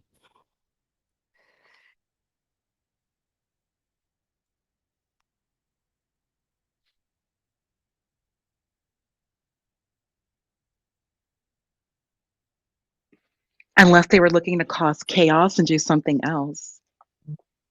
I mean, yeah, if you're just looking Bring to fuck about some enough shit up. chaos and do that. Yeah, or if you Create a want to scene. cause a diversion and to do something else, Exactly. or to Yes. rob, or I would think they would try maybe to rob the casino while they did that. Like they could Right, right. disable all the security systems, like through or whatever, and or hack into their security system so like things are disabled, and then just allow someone to be able to go in and just take all the money, like all of it. Like that seems like that. I mean, obviously you Yes. get caught. I mean, you get caught doing that, Would you? but. But think about it, all the resources are tied up in the hacking, which is Yeah, hundred there's million. just too many ways to get like that. That's why these days I don't think you could really pull off a bank robbery at this day and age. Like it would be almost impossible to like get away with. Back in the day, people used to be able to rob banks and get away with it, and like that's what people would do that until they got caught. But like now, I think that you wouldn't even be able to do one bank robbery. And I feel like even if you planned for it, you get immediately caught. Like, there's That's just too many. exactly a bank robbery. That's so Yeah, that's like to be just like walking into a dumb. bank, like with With even if like you a just weapon, yeah, or like dumb.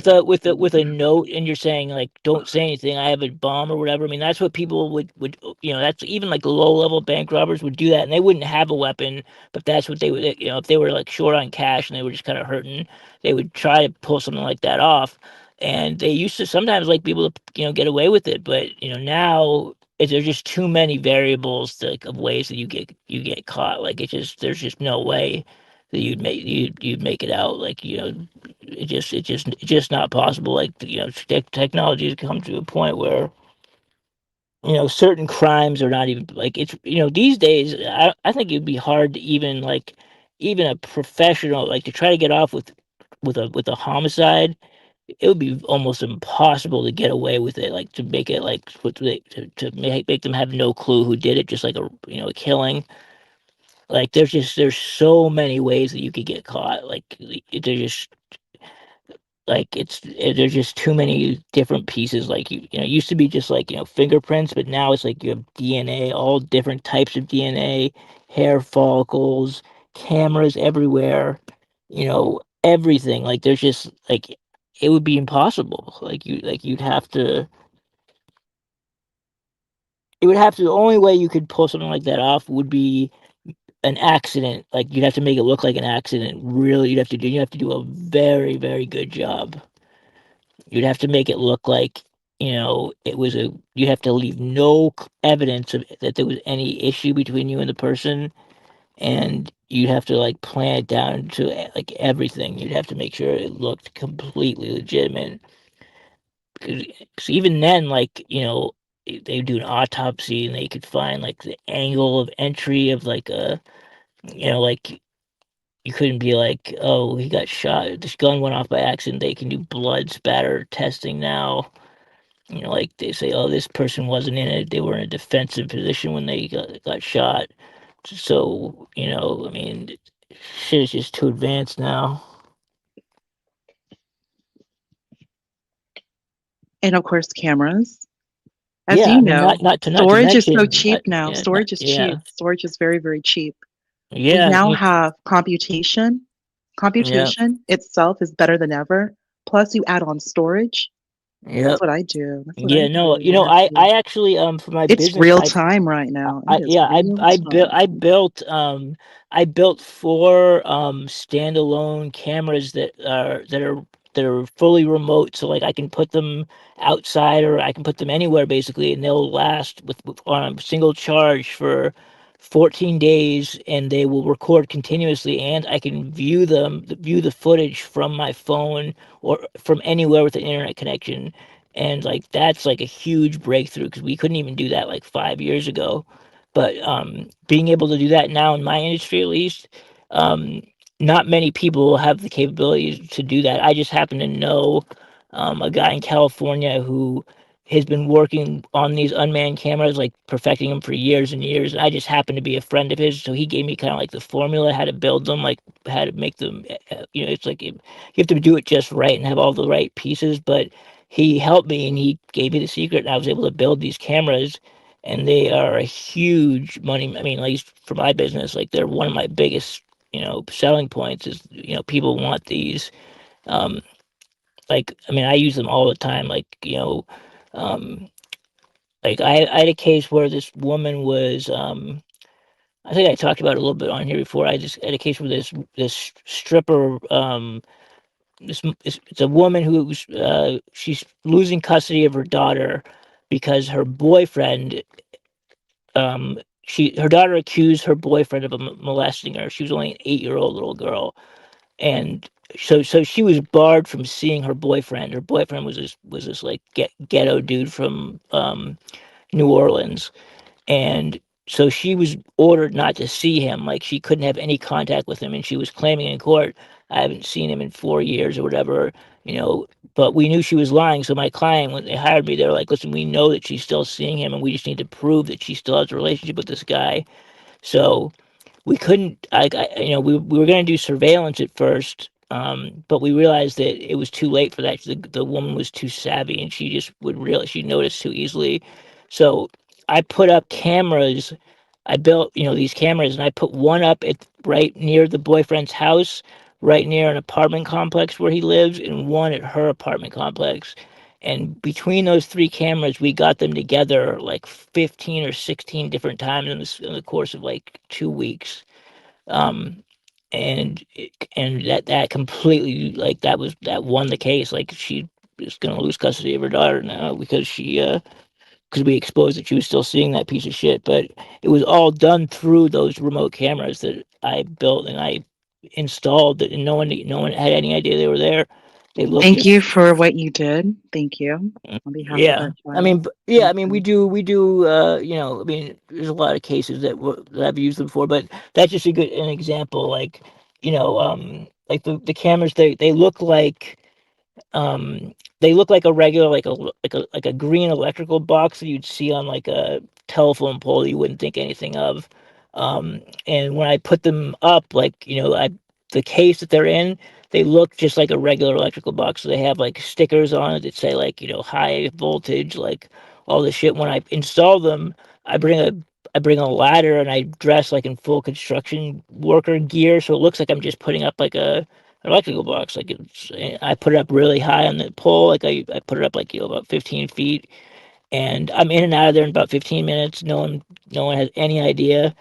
Um, and yeah, it's just pretty awesome. That was but I mean, that just shows, that would not have been possible even 5 years ago. To be able to remotely view a camera just like through it, have its own internet connection, so I can like put the camera up and then go to my house and watch what's going on there live, like what's going on there 24 hours a day, and see exactly what's going on at each location that I have a camera. I can monitor it. And like I live in Jackson, so I had 3 cameras up, all in like the downtown area, or get like this eastern area of New Orleans.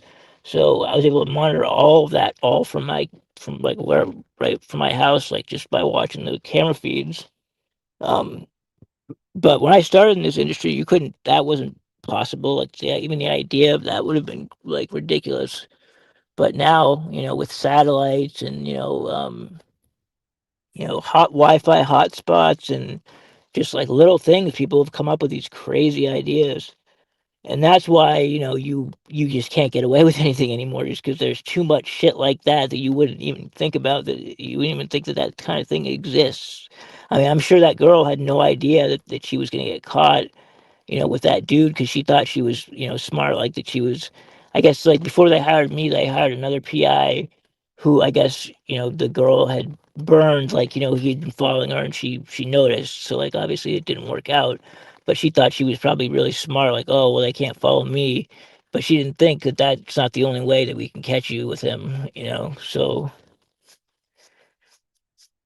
but yeah, that it's crazy. I Yeah. think, like with MI5 and MI6, who have people like you, I think Yeah. that Prince Andrew, he was eventually caught. He was caught on camera where they couldn't get around it. Yeah. Like For they have sure. something on him. And we keep seeing like that. There's that one photo they have of him like on his knees, and there's a girl just laying lifeless on the ground. So is that photo been made public? Yeah, we've seen it. It's been made public. Yeah. So They it covered look the girl. it looks like she's deceased, or I don't know. I don't know. yeah, I mean No. that sounds pretty bad. Like that's like about as bad as it can. I mean that's, I can't imagine worse. I mean, even if she's just unconscious, I mean that's that's Yeah. that's serious. That's like you know about as bad as it gets right there. And he It, works, it of course, for the government. Of course, he's yeah. part of the monarchy, but they do work on behalf of the government, and they're Yeah, also no, paid. that's gonna fuck a lot of shit up for a lot of people, probably. I mean, like someone that high up getting that type of trouble. I mean, Yeah. how many secrets he probably has. How many lives he could probably destroy with just the information he has. Like See, that's what I've been thinking about MFB. Because, okay, let's think about something. You and I are old enough to remember that Queen Elizabeth, the late Queen of Elizabeth, she worked as a monarch until like the very last day. She yeah. only passed away because she picked up COVID. Someone gave her COVID. Is that how she passed away? I'm not Yeah, trying to she did. remember. She Yeah, did get COVID. Plus, she was so old. Old people getting COVID. It's just yeah. right. I mean, her daughter died, years before. I know that, right? Didn't she? No, no, no, no, no, no, No. no. The daughter, Oh. no. Her daughter, no, Okay. Who no, am I? Oh, no, I'm no. thinking of Princess Elizabeth. I'm thinking about the daughter No, who was, or the princess who was killed and then she was driving. oh, Diana. Yeah, Diana. Diana. Okay, yeah, that's what I'm Oh thinking my of. That's what I'm thinking gosh. of. Yeah, yeah. MFB. Let's not get started over there. Yeah, Let's that was not a get long it. time ago. I was just a kid when And that happened. yeah, imagine because the MFB of the 90s, that's a lot. Like what you were doing, the people like you, but back then, those Yeah, stories. yeah. I mean, that was what year was that? 1995 or something like No, that. it's 97, MFB 97. 97. Okay, yeah. August 97, almost 30 Yeah. years ago So I now. mean, yeah, man, like Jesus Christ, I was like in middle school at that time. Yeah, a long time ago. And it's just like crumbling, like just crumbling down. The fact that she never like advocated so as to allow her son to be king, it Yeah. says a lot. Like it Well, took her yeah. death. She could, because then it kind of comes to a thought or a realization that she didn't really believe that he could do it. Like no, I have to be the one. He's just not Yeah. ready or he's too Yeah, weak. he's not capable of doing it. He's got something. There's something about him that makes him like Right, right, ineligible right. for the job. Really, I Correct, mean, correct. yeah, Because she was close to 100 years old, actively working, like an so I mean active that makes monarch. And sense. they That do a makes sense lot of then. work. They do a lot of work. Like these people don't What just do they BS do? Like, around. do you know what they even what are they actually responsible for doing? I'm not really even Well, sure. think about, for example, like if someone does like an appearance, like celebrities, oh, we're going to do an appearance at a club. You get paid money to do appearances. You get paid to Yeah, do yeah. events. Well, she does. She does that, but at a grand level. And Okay. of course, being an ambassador on behalf of the United Kingdom. I mean, because first off, it works. Like everybody. I mean, it works. Like you go off, you're the Queen of England. You bring money, you bring attention, you bring business to the UK.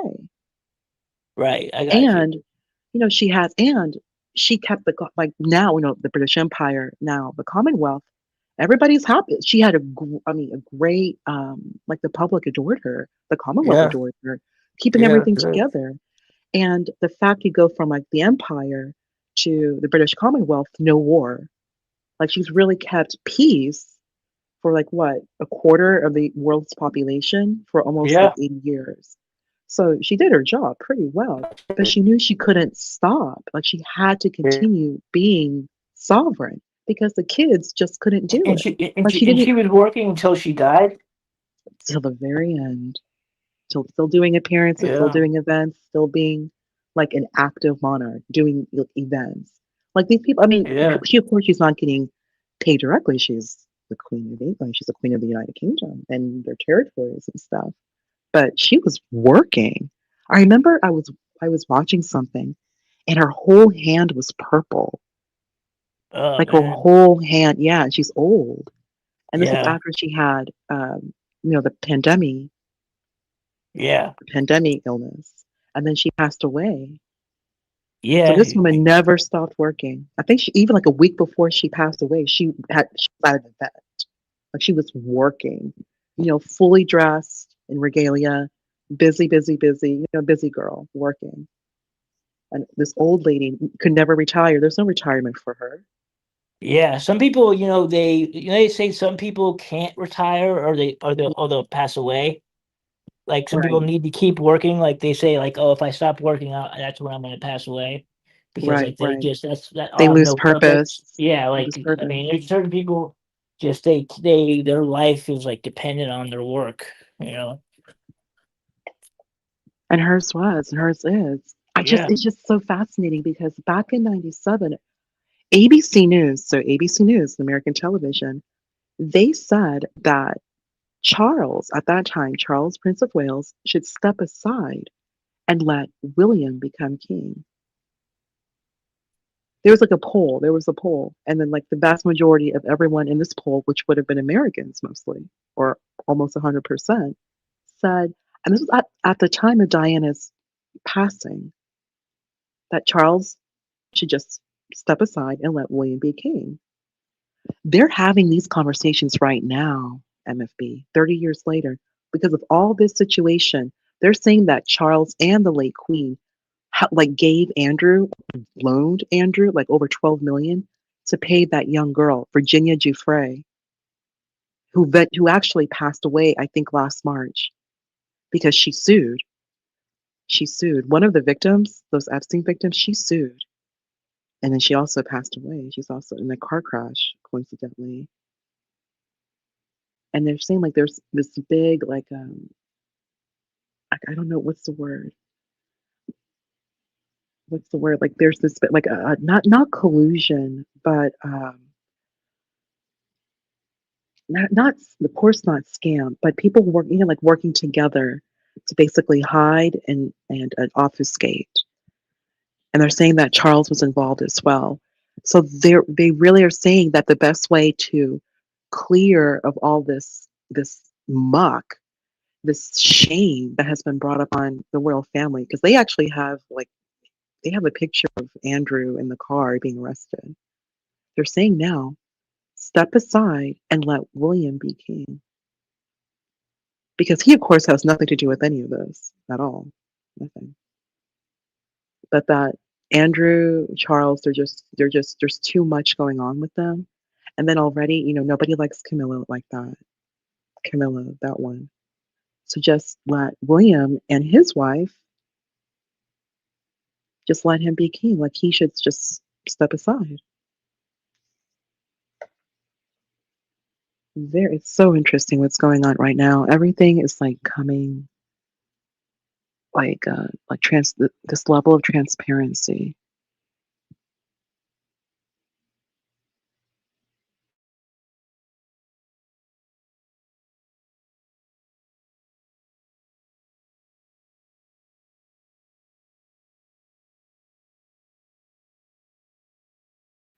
Shenard, here in this chat, what is it? Shenard, you want to come up and complain? Is that what you want to do, Shenard?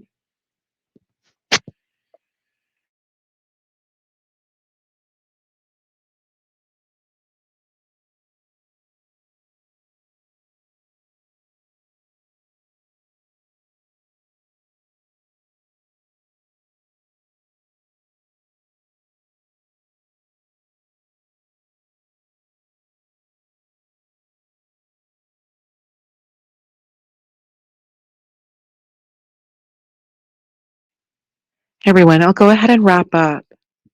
Out on the limb, Shenard, MFB, thank you. Thank you so much. This was a great live. Everybody, make sure you watch Pearly Things yesterday. John Galt was on at about the 58-minute mark. He was there on Pearl's show for about 1 hour. So make sure you watch that. And keep an eye out for street interviews. Spring is coming up.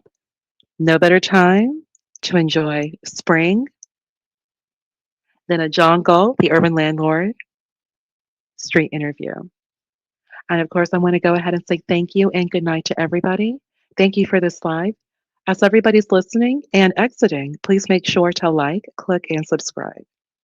And once again, thank you for your views. You all have a great night. This nigga has a motherfucker, by the way. Let me go fast. I am the nigga, John Galt. This high ass nigga. They don't dance no more. It's all about the lean. Back in the day, crack was jumping on the scene. Now they slumped on the sidewalk. Can't talk. Golden era baby, but we still feel the rock. They used to be kings, now they lost in the scheme. Popping them bottles, throwing money, and living dreams. Now they zoned out and mumbling, fumbling. No rhythm in the city, the whole shit crumbling. They used to rock the house, they was riding through the streets. Remember there was dancing, sliding to the beat.